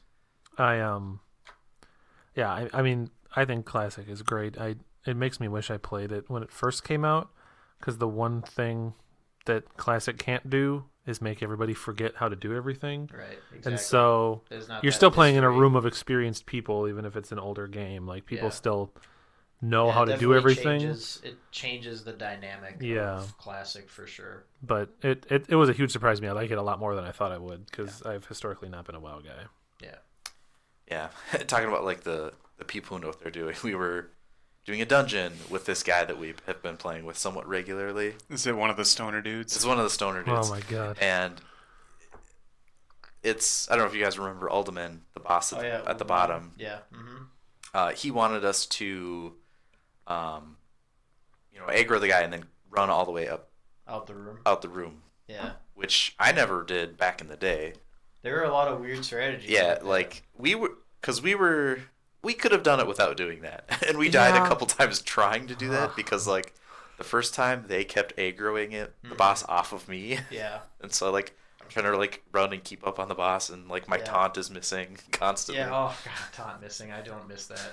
Oh god. So we finally got it once, but like it was messy. Yeah. Yeah. That's definitely the magic of classic, I guess, doing that weird stuff. Like the first boss in the second raid, Razor Gore. I don't know if you ever knew anything about that, but the strategy, he's in like a giant room. He's just a dragon, and there's eggs in the room, and you have to kill all of the eggs by mind controlling the boss with an orb, and then you walk him around and blow up the egg, and then eventually the mind control wears off, and somebody else has to take the mind control and kind of do that until all the eggs are broken, and then you actually fight him. While you guys are doing that, there's also mobs coming at you, and the strategy evolved to not killing them. You would just have like a couple, I think it was a paladin specifically, would turn on the holy aura. Again, these are all alliance strategies because I played alliance. Yeah. But you turn on the threat magnet thing for paladins, and you'd put a consecrate down, the dot on the floor, and then the mobs would run through it. They'd aggro on you, and you just run. You'd run in a figure eight around the entire room. That was how you did that fight. And then once the boss broke all the eggs, the ads that spawned would run away. Mm-hmm. But there was a cap of like 40 of them or something like that. So eventually there's just these balls of enemies just following these paladins around the room while somebody's walking the big dragon around blowing up the eggs. It was a really weird strategy. A little bit of jank is to the game's benefit. Is that to like? Was that to like It was- conserve resources for it was- everyone else? Yeah, it was too hard to kill. You couldn't kill the ads fast enough. So the strategy, because they're all melee ads, except for like one or two, a couple casters, which the casters would come in, you'd kill the casters so the melee ad would replace it. And then the person kiting would pick it up. And so you'd have all these little melee ads in this ball running around until the boss died. And it was like the dumbest thing ever, but it worked. So, you know. That's awesome. What else you got, Nick? I might have started this game like a while ago, like I mentioned during an older video, but I had started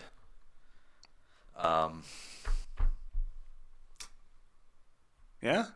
Last of Us? no, Spoilers for what's coming. other shooter. Killzone? Killzone Shadowfall. I was wondering if you were going to talk about this. And so there was like 2 nights where I sat down and I finally like just finished it. It's just the most mediocre shooter. It's not bad. It's not that great. I don't know. The storyline is like very ho-hum. It's just you're like a soldier and you find out that like your government is like not who you thought they were, so you end up like doing your own thing. You follow your heart. What? Spoilers. Wow. So, like it was like a good looking game because I think it was an early PS4 title. I think it was a launch game, wasn't it? I think so, yeah.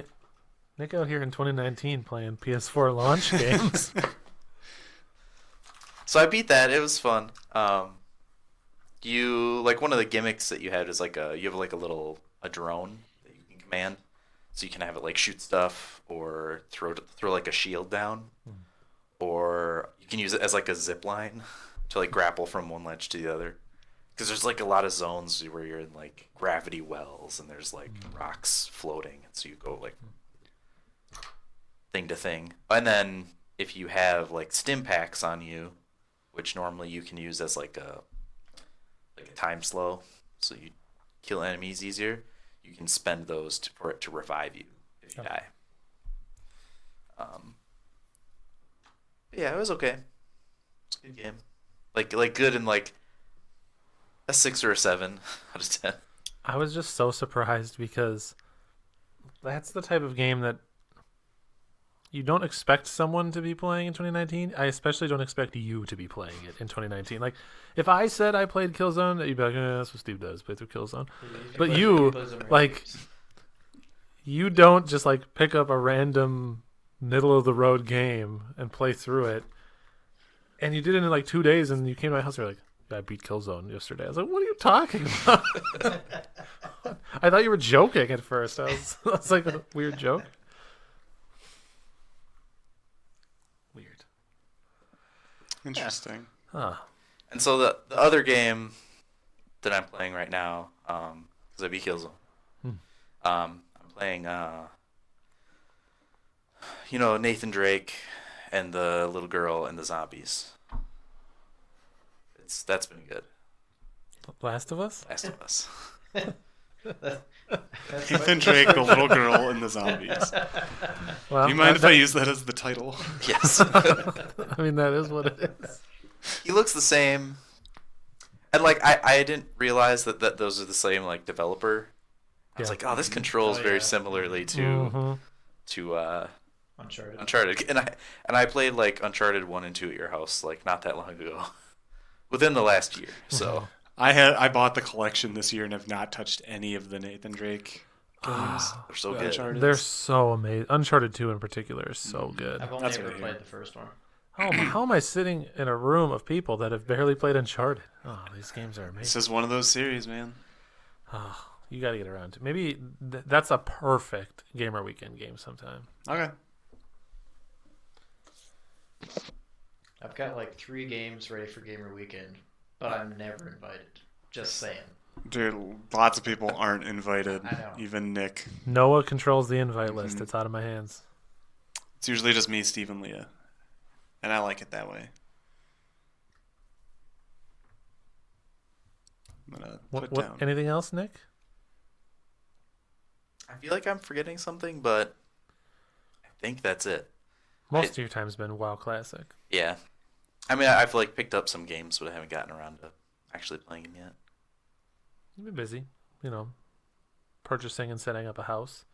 I mean, so was So Dan, I but would- he didn't slip up on the games. He's still doing It's a great. machine. I mean, it helps when you have nothing else to do Dan is a except play guy. video games. Yeah, like, normally I would just be, like, watching, like, the same show on the background and repeat while, like, playing WoW Classic, but, like, Scott has more initiative than I do with some things, so, like, we finished watching some animes, Yeah, did, like, Attack on Titan, got caught up with that, rewatched Code Geass. good stuff. I'm halfway through the second season, so I needed to watch. I need to finish watching it. And then My Hero Academia.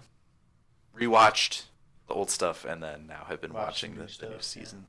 I've been watching a fair amount of that too, but that gets mixed in. Like, oh, I'm gonna eat. I don't want to touch my controller and get it all gross, so I'm gonna watch an episode of whatever Fire Force. Really good, by the way. Ah. Anyway, So, Noah, Hmm. what have you been playing? And he's been slowly filling out a list. I've been filling out the Since list of the I games we've been started playing, talking. and it's a list. I mean, there's a couple really important ones to talk about here. We already talked about Decker. We can go again. Um, 2 of us played it. Talk about it 2 times.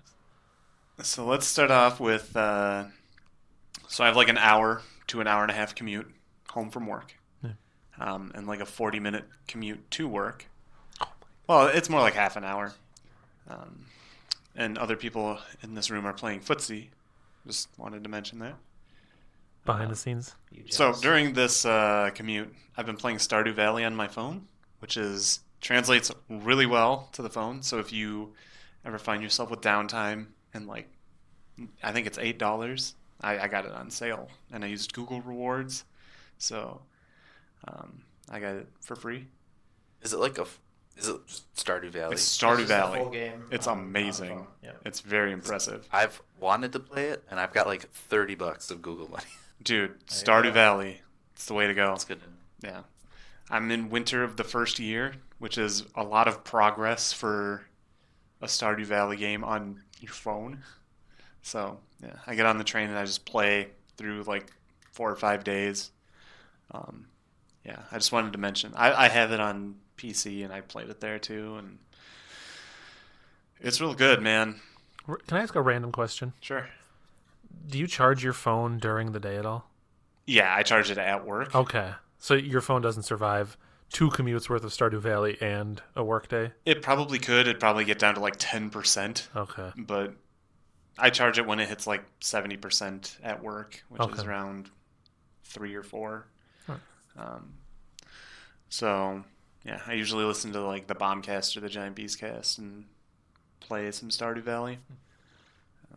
It's been a lifesaver on my commute because like it's kind of dangerous in Minneapolis, so I don't really want to bring a Switch, but like my phone, whatever. Um, let's see what else we got. So I've been playing Wild Arms 2, which is Dan's favorite video game, or one of Dan's favorite. One of my favorite video games. Yes. It is a PS1 RPG set in. Is it the Wild West? It's got themes. It's Western themed. Yeah. For sure. Like the main character's gears like a trench coat and hat or He something doesn't have like a that. trench coat, but he has like a handkerchief around his neck, and he has chaps, I think. Yeah, he's He's cowboy-esque. A cowboy-esque. Yeah. Yeah. That game's been a lot of fun, and I think it's translated in a wacky way It to make it certainly even is. more fun. Yeah. So there are these 2 recurring characters that I absolutely hate. The old goldfish poop gang. Lizard and Liz and Ard. Liz and Ard. Oh my god, they are the worst. They're 2 lizard men. Like all of their dialogue is like obviously they're jokes in Japanese, but they like translated them word for word in English, so they don't translate well. Yeah, there's probably a lot of wordplay that happens that does not work for us. So usually, and Dan's seen this every time, I will just mash the button, just like whatever, just say your words, get out of here. None of this means anything. I'm gonna beat you and move on.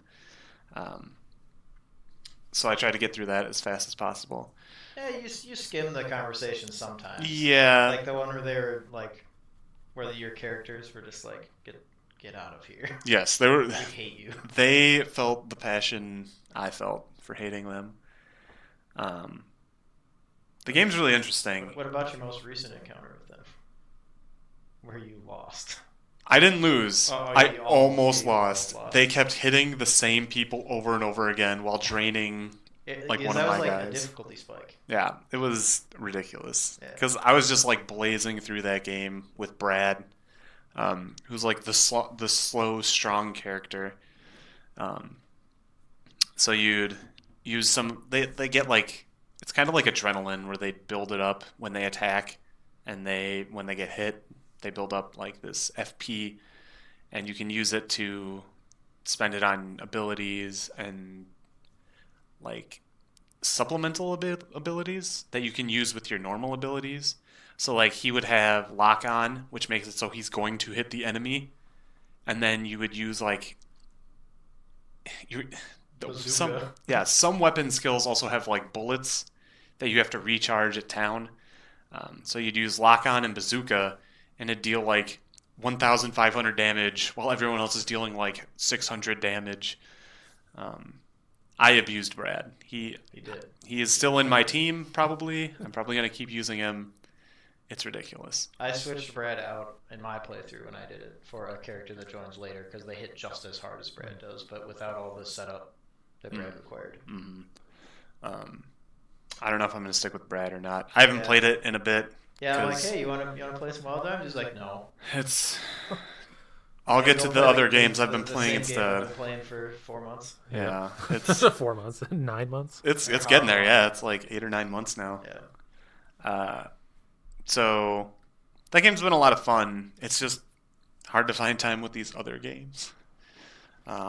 Another game I've kind of let go to the wayside that I was playing was Dragon Quest Builders 2. I really liked the first one, and 2 is even better, except it has more dialogue to sift through, which makes it kind of a slog to play. I just want to make my stuff, dude. I just want them to be like, hey, make this, and then I go and make it. But they'll tell you all the different things you need. Why you're building it or something? There's that, Hey, and then there's like... We need a bathroom. They do need a bathroom, and that's where you get the most valuable resource in the game. Poop is... Oh, it's just the best. Like, you use it to build grass and, like... Because, like, most of the earth is destroyed and ruined because, like, the main antagonist is like, destroy everything, building is wrong. So all the earth is, like, disgusting and there are no farms. So you need poop in order to build grass and solid earth, and stuff to farm things on, and they tell you all about it. There is so much talking. You do a thing, you come back, they talk about how you did the thing, and then they send you off to do a new thing, and they tell you about how you have to go do the new thing. Then you go off to do the thing, and maybe there's text there too. It's my biggest gripe with the game. Like, there's so much talking. I just want to build stuff, man. I just want to build Big Castle and have a good time. There's not like a free mode where you just do that. There is a free mode, but also there's a story mode that I kind of want to get through so I can quote unquote beat the game for sure. I think I'm on the third or fourth island, and I hear there's 4 islands, so I'm getting there. But again, it's a game I have to go back to, and it's just hard to fit in that game in the time. Um, God, we are deep into this video. We got a lot to talk about. Yeah, so. there's still so much more. Another game I've been playing for the 3DS is Paper Mario Sticker Star. Is it the latest installment, I think it was. or is there one For more? Paper Mario, you mean? Yeah, Did so- Sticker Star come after Paper Jam? I think maybe. Oh, I don't know. I don't know. I mean, the latest one was the remake of Bowser's Inside Story, right? Yeah, I didn't count that one. But or not, but maybe there was a remake. Did that studio shut down too? Yeah. Yeah, sad. Because those games are actually pretty fun. But I think it's the second most recent one. So, something cool and also the worst part about Sticker Star is that there are stickers throughout the levels that you're walking through. It's like an RPG, and you peel them and you use them as the attacks. Like, you'll see a sticker of a boot, and you'll pull it, and you'll be able to use that boot. So when you use it up, that sticker's gone from your album, and you have to get more stickers. So essentially, you're buying and finding your attacks to get through the game instead of leveling up and getting, excuse me, attacks that you just use with magic or whatever. So sometimes you end up in fights where you don't have the attacks you want. Like, there'll be a group of enemies and all you have are like single target attacks. Or you're going through and all you have are multi attacks for one guy that's like a boss. And that's kind of rough. And some of the puzzles are like hard to solve because there's a castle where you're supposed to. There's a point in the game where you can like zoom out and look at the entire area you're in as if it were flat, and then you can put stickers on the area you're in. And there's like wind blowing from this other tower or whatever, and you're supposed to grab a sticker and put it over the fan, but that also blows the sticker away after a certain amount of points, or a certain amount of time. So it just feels hard to solve the puzzles sometimes. Because some of those types of things need a specific sticker and you haven't found that sticker, or you use that sticker in a battle, and so you have to go back to a shop, buy that sticker over again, and then bring it to wherever you are. So it's kind of frustrating to like have to go back and forth and make sure you have the right stickers in the right areas. Right now I'm also in like this monotonous part where I'm chasing a wiggler around. And so you have to hit trees with your hammer and like try and get all the wiggler parts. It's really weird. And it just feels like busy work and not just like Mario game fun. So there's that. It's just hard for me to pick back up, and I don't know if I will. But I got some should. other DS games if you're looking for one, you could play. Like one of the Paper Marios, or just Other DS games. just other DS games. Yeah. Suggestions if you're looking for one.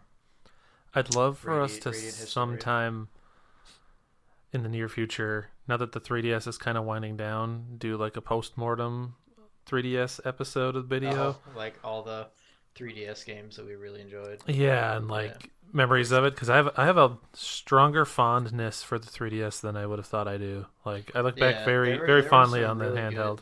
Really good games on that system. So Interesting. I've been thinking about bringing my 3DS on the train too once Stardew Valley runs its course, for sure. because I don't know, it's old, and I'd rather bring that than a Switch, because people know the Switch is gonna like, oh, he's got the new Switch, gonna Yeah. steal it, which is something I'm nervous about. But 3DS maybe not so much. Smaller and a lot easier to bring around too. Yeah. Let's see what else we got. Blah blah blah. Untitled Goose Game.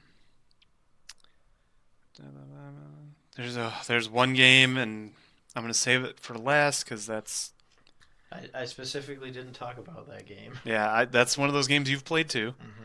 Mm-hmm. But I nearing did remember Halloween. two other games that I played, but I'll wait.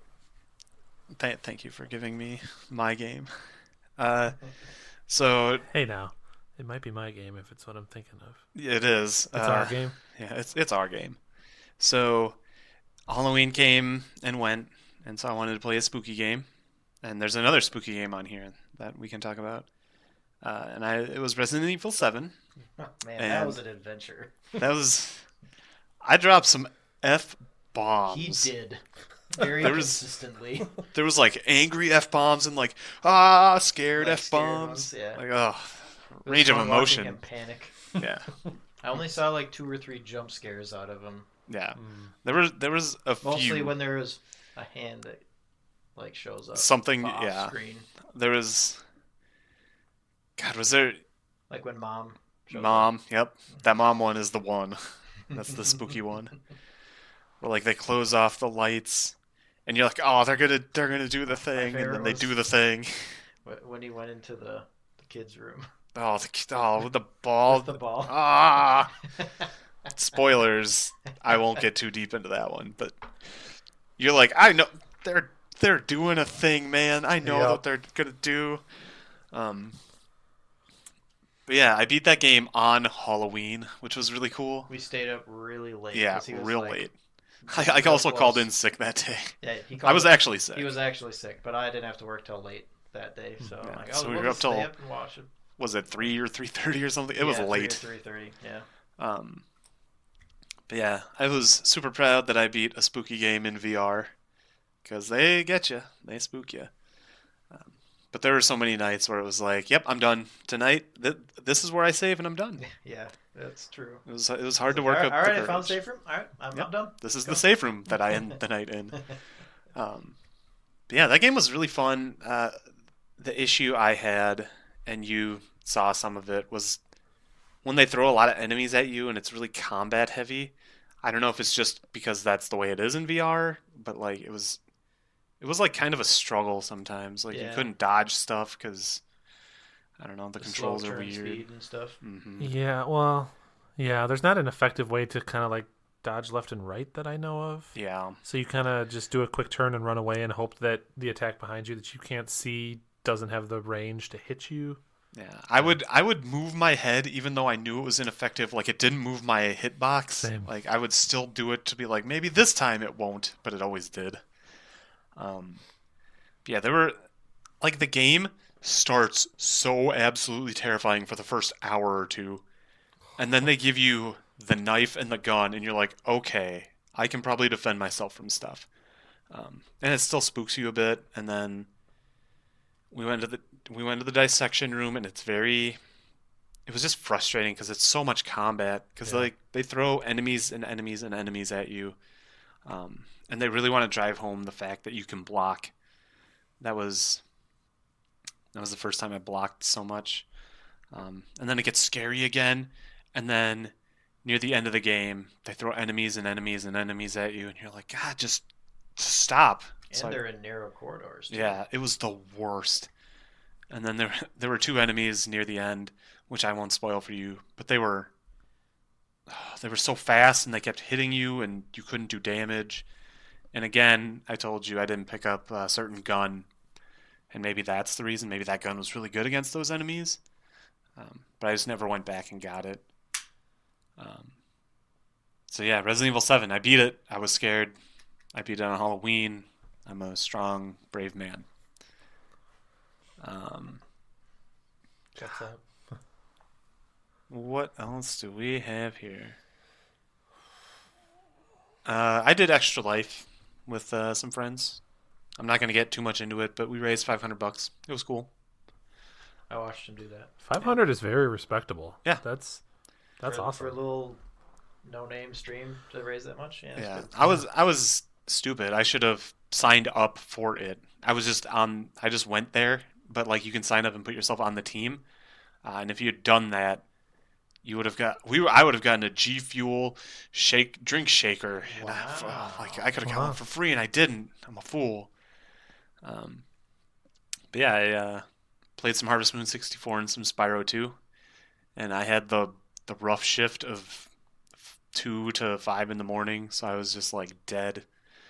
Like there was a point where I was playing Spyro 2 and I just had the controller in my hand and was looking forward, and Spyro was like doing idle animations, and I'd like snap back into it and be like, "Oh yeah, I'm streaming for Extra Life, guys. I'm doing it.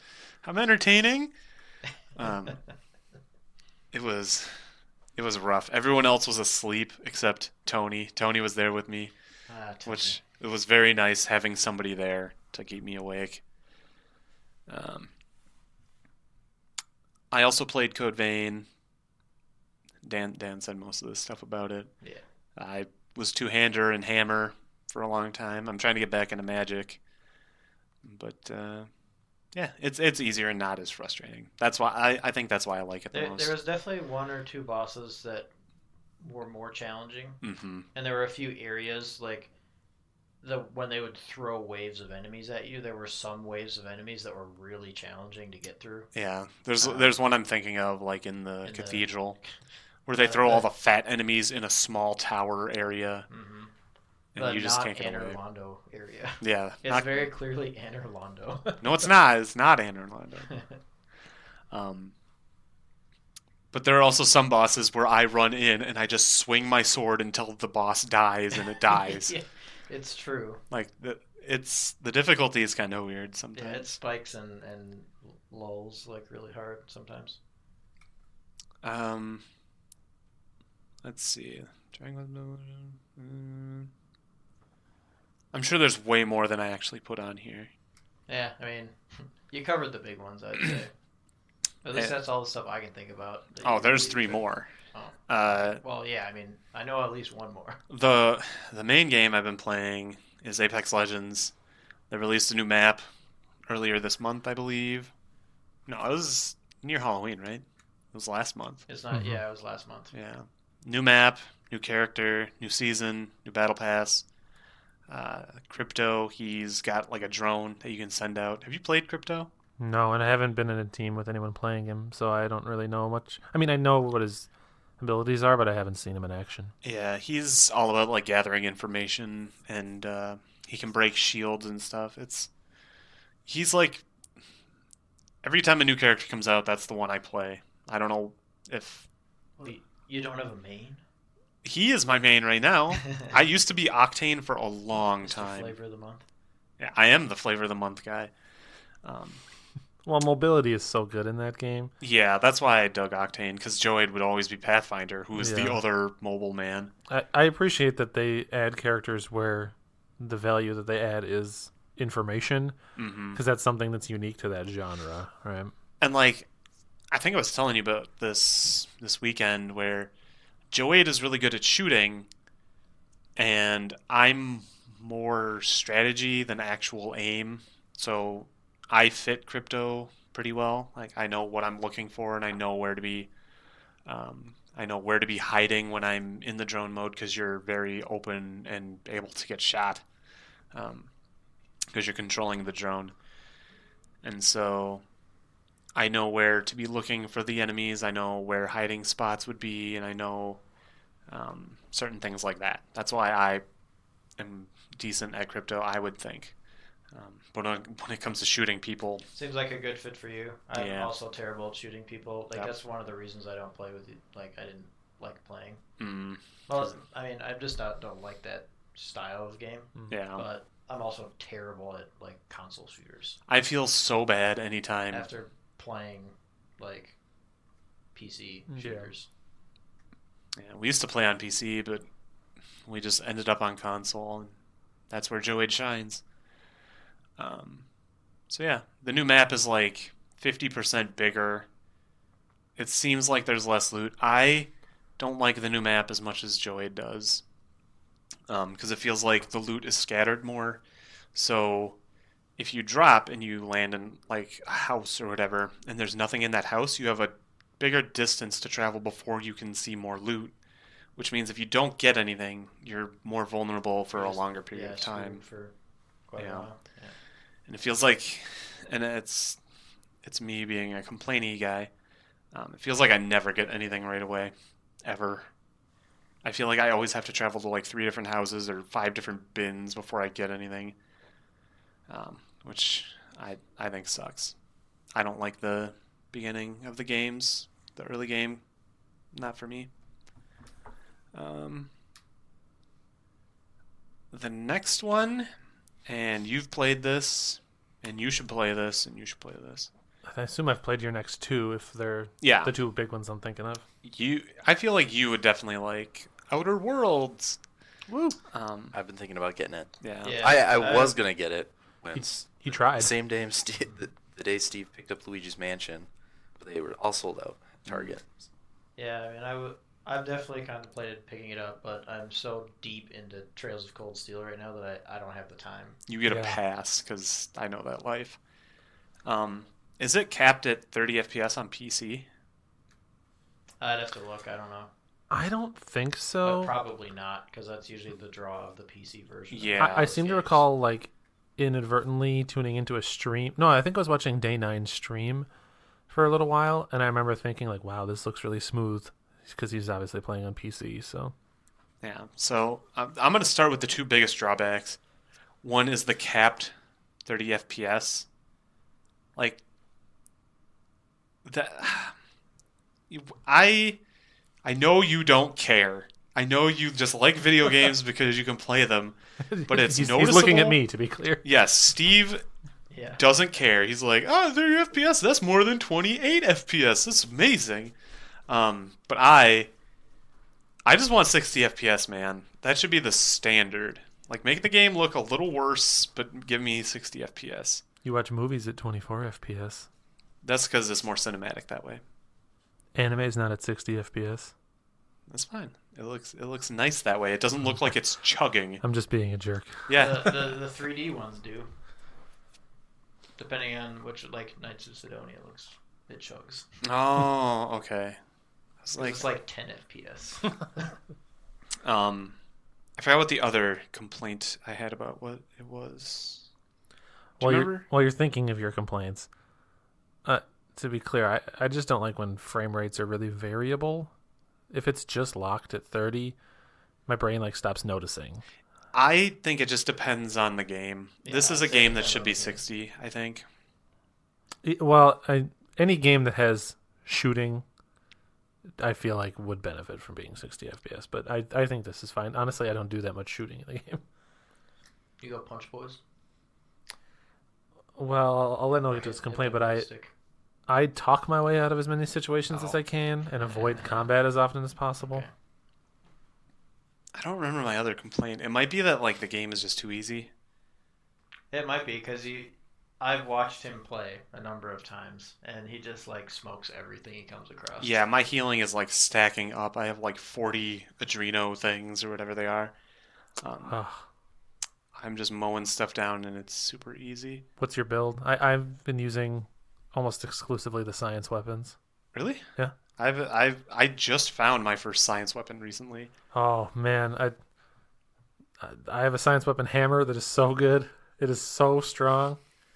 I'm essentially persuade, lockpicking, long range guns. Okay. I feel like maybe there's one more, but I definitely went for dialogue first and then sneak, just because like the dialogue options in the game are the best. It's the most like that's the way you get the most writing out of the game, and the writing's really good for this game. So that's kind of what I've been doing. I think all the characters that you get are really good, except for amazing. I think all of them are good except for Max, and even he has some of his moments. It took me a second to remember which one Max was, so I suppose Is it Vicar that's Max? true. Is it the priest guy? Oh, you know what? I think he's fine. I didn't like him at first, but he actually grew on me after a while. I was thinking of the other guy, the Nathan Drake looking guy. Felix? Yeah, I don't ever bring him in my party, and I haven't gotten the start of his companion quest yet, so he's just like kind of a blank slate to me at this point. He's like a very honorable, like rebel type guy. He's like for the people. He seems very Han Solo. It's like I used him in Parvati for a while, and like all of his dialogue with her would be like, "This is how tossball works. You don't want to get fumbled in the Wednesday zone." And she's like, "Oh, I got it, Wednesday zone." He goes, "The important thing about tossball is that you play it with your heart. Other people say you got to use your head." So him trying to describe sports to her is always super fun. But the most important quest in that game is the Parvati companion quest. Yeah. Where you try and be her wingman for somebody else, and I'm not going to go too deep into it, but It was good. I watched part of it. you want to get her. It is in a very good quest. Honestly, all the quests that is like a very standout quest, but a lot of the side quests in this game are very good. They have good writing. Have you done the Vicar Max companion quest? I'm not completely done with it, but I've done parts of it, probably like 2 or 3 stages of it. You should finish it. It's pretty good at the end. Yeah, I did all of them. Well, it's weird because they don't give you like ones for Sam. So like I wish there was something for Sam. I wish he had something.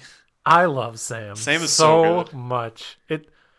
That type of character, I feel like, is a bit of a trope. Mm-hmm. But for some reason, the way they wrote him always catches me off guard, and it makes me laugh a lot. It's because he's never anything more than a cleaning robot, and he's always just a cleaning robot that you put acid onto instead of soap. So he's like cleaning engaged or whatever, and so he's like mowing people down with acid. He's good. He's very robotic. It's pretty cool. I feel like other people have talked about Outer Worlds for days. Like it's obviously popular. It's obviously a big good game, made by Obsidian. So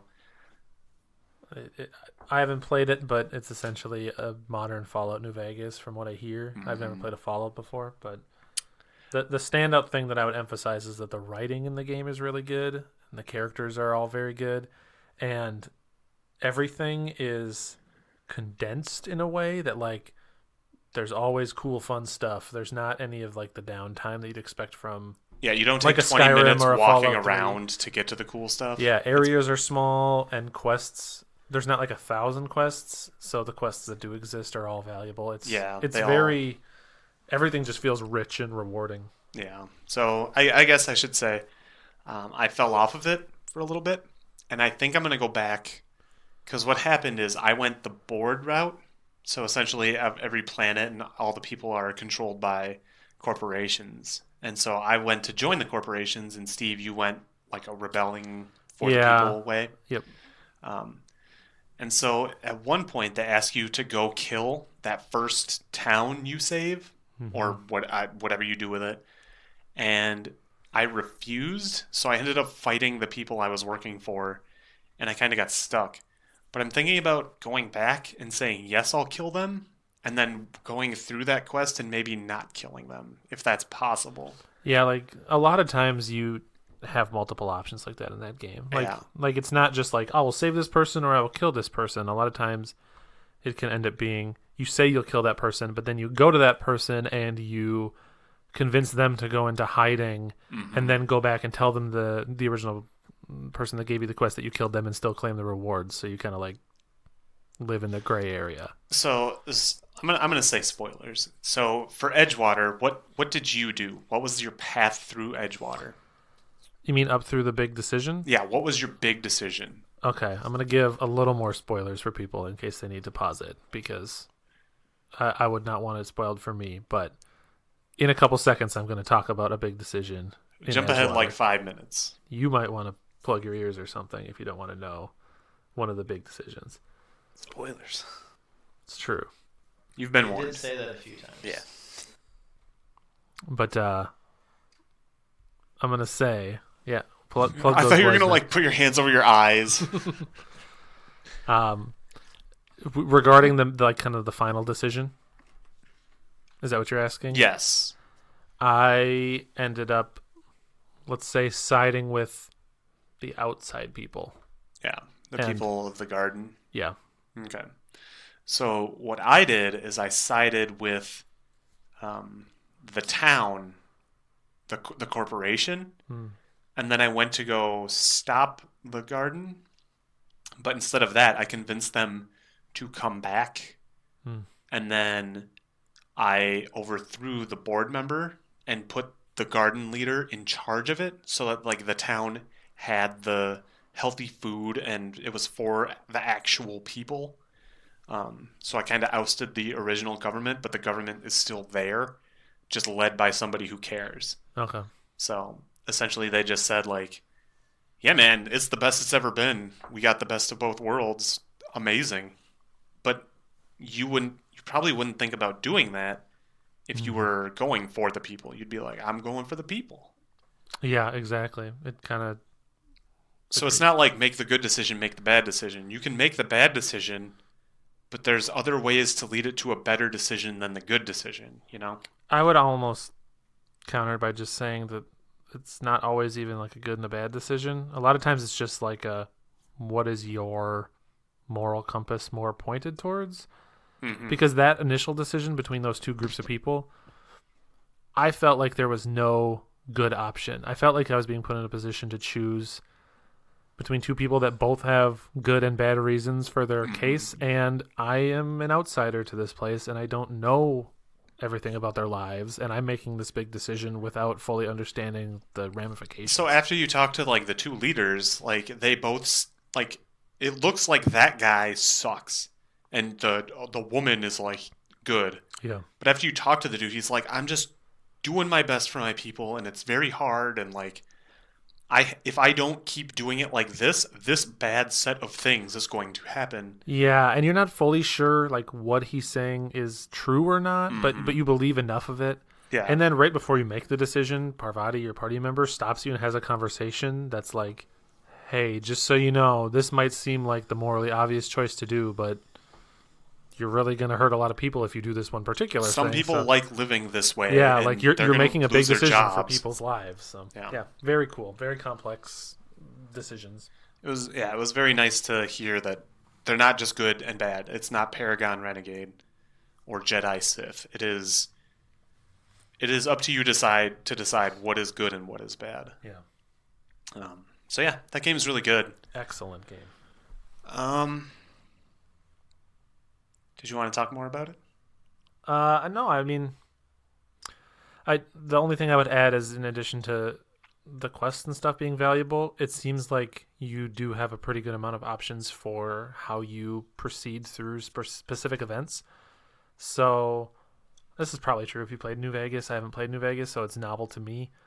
Like, you can choose to, if you say you need to get information from inside a particular complex, you can choose to sneak into the complex. You can choose to just like charge your way in the front door.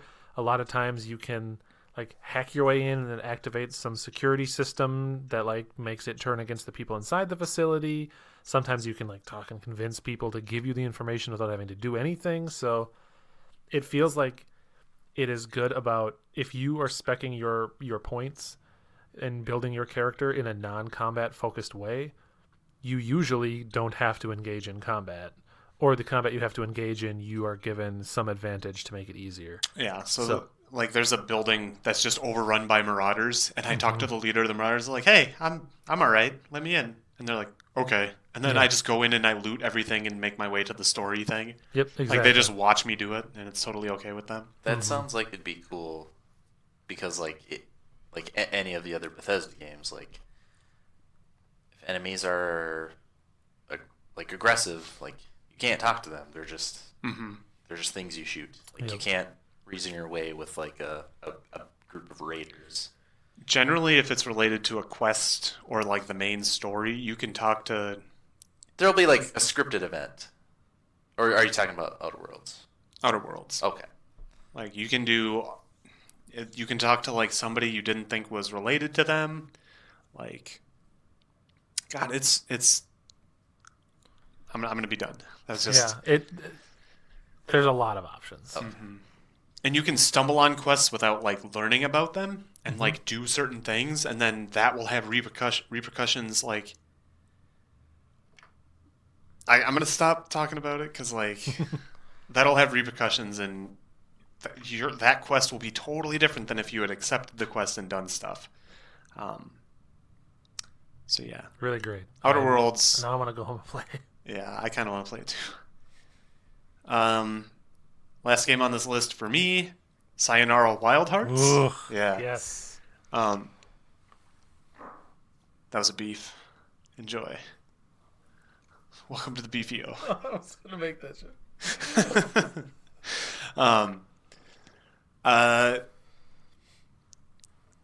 I know not everybody is going to agree, but I think that game is an absolute 10 out of 10 with very little flaw. Little to no flaws. Like, perfect for me. I enjoyed all of it. Best soundtrack, best video game.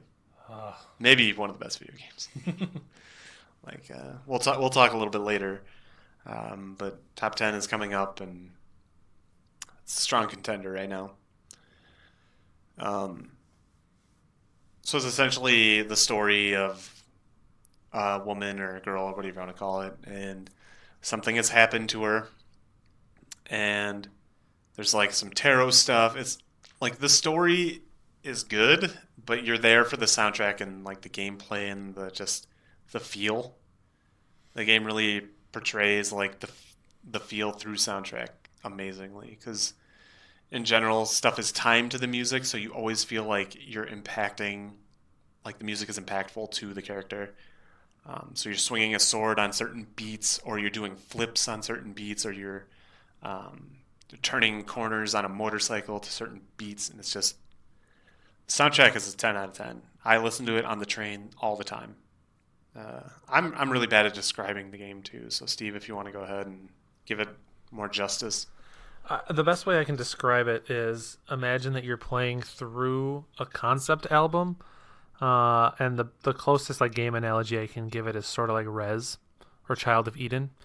So every level is the equivalent of one song that is on this album, and it's a legitimate, like, it's sort of electro pop, dream pop type of music. So there are lyrical tracks and things like that. It sounds a little bit like Purity Ring.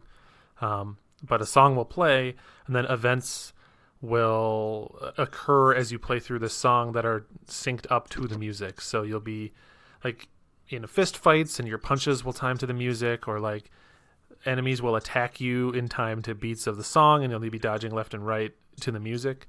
But the entire game has this just like extremely vivid, bright, not neon, but like very colorful purple pink aesthetic. Very pastel. Yeah, and like all of the creature designs are extremely stylized. The world is like abstract but very cohesive at the same time.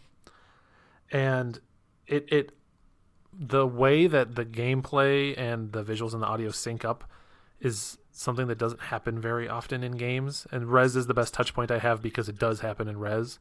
But it's hard to describe and sell you on the game. You feel the rhythm is essentially what it is. Yeah, and the game is so, like, they nailed their style so well that if it's your type of aesthetic or if it's your type of music or something you'll enjoy, it will instantly click with you. I remember when I first picked it up and I got to the first title screen, like it has a couple beats of like the music building up, and as soon as you like press start and it hits like the main chorus of that initial song, you're just like washed with color and music, and my jaw just dropped. Like I was like, oh my god, I am in for something incredible.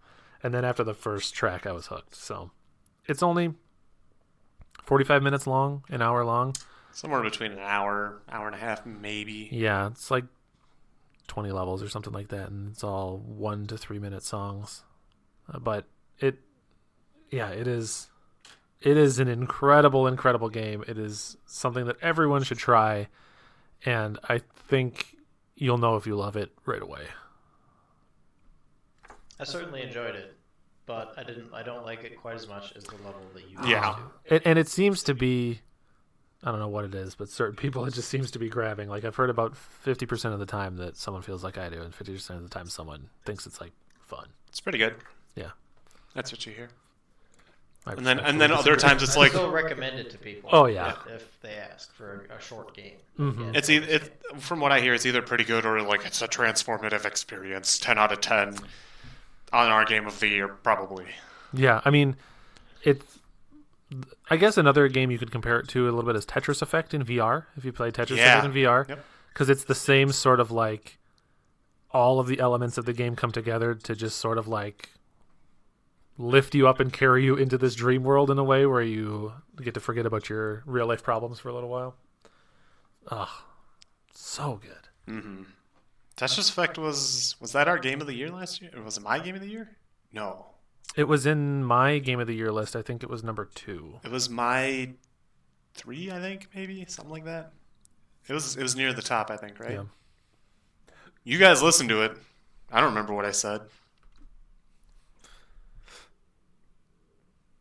Awesome game. Yeah, that's the vast majority of games I've been playing.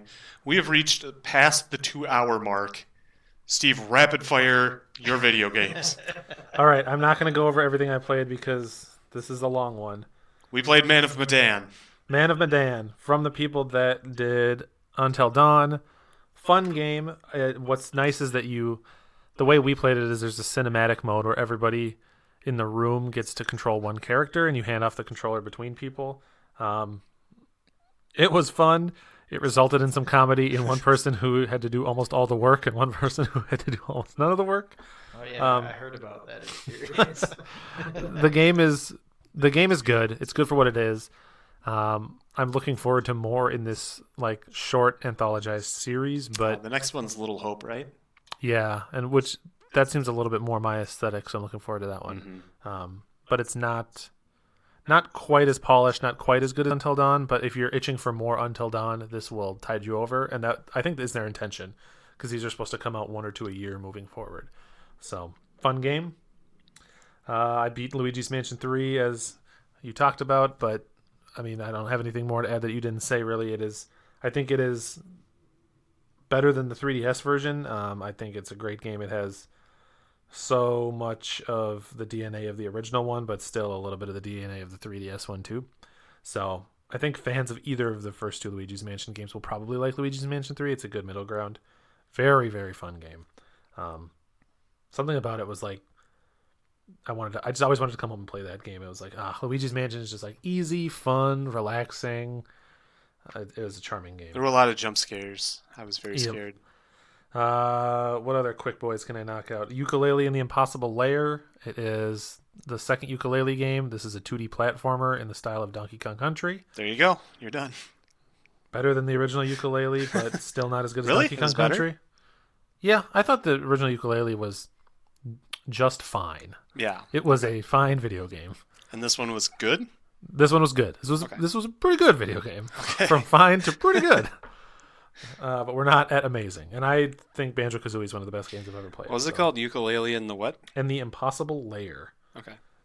And then I'm trying to think if there's any other games that I've played that we haven't mentioned other than I really liked What the Golf on Apple Arcade. So this is a touch control iOS, and it's also on Switch, or it's coming to Switch golf game. And it very quickly starts to play with your expectations, and it gets very silly and very goofy and really off the rails quickly. Like you are always doing things roughly in the concept of golf, but like you're not always golfing. Have any of the 3 of you played it? I've heard about it. Have you heard some of the I've crazy heard stuff a it shit does? about it, yeah. Okay. I think did we look at it when that one night with Joey was over and we were just looking at the Switch store? I don't know. We Maybe. might have. It is the one thing I will say is that you start playing essentially other games, but golf. So it's a game that is best left not spoiled because the like silly stuff you come across is part of the appeal. But the golf itself is really good too. So for just like a random game on Apple Arcade that was getting some buzz, I got addicted to it. I spent 7 hours over the course of like a day and a half beating and doing everything 100% on this iOS golf game. So it is awesome, and it is a legitimate contender for my game of the year. It probably will be on my top 10 list. It is awesome. For a mobile game like that, yeah. If anybody has an iOS device, I think the first month of Apple Arcade is free, and after that it's like $5. So play what the golf. I don't. Is it on Switch though? It is coming. It was coming to Switch. I don't know if it's out on Switch yet. Okay. I will say that if you're going to play it on Switch, you definitely should play it in handheld. For one, the touch controls are really good, and I think they'd be better than stick controls. And two, sometimes the game is going to do some stuff, and it's going to get pretty crazy, and it would be to your advantage to be emulating the mobile experience. Okay. Yeah, then I think everything else that I've been playing really is stuff that we've already talked about, other than like the typical stuff. Playing some In the Groove, WoW Classic is kind of my go-tos. Control is the kind of the game I'm working on right now, Control and Outer Worlds. So I think we might have covered everything, unless you can think of anything I've talked about recently. Not really. So there's something I kind of wanted to go over. The Game of the Year podcast we'll probably do sometime mid to late December. I don't know. We'll have to get together and talk about it later. I'm assuming we can line up some vacation time, maybe Christmas week, and record something. Okay. So I wrote into the Giant Bombcast, a cool podcast that I like to listen to. Mm-hmm. And I was talking about how Apex Legends has an unfair advantage over other games because it's like a running game, so it can always update and have good stuff coming out. And they're like, why don't you just get the category Best Ongoing Game? And I was like, yeah, this is my podcast. We could totally do that. So I was wondering if you guys wanted to do any like extended categories or anything.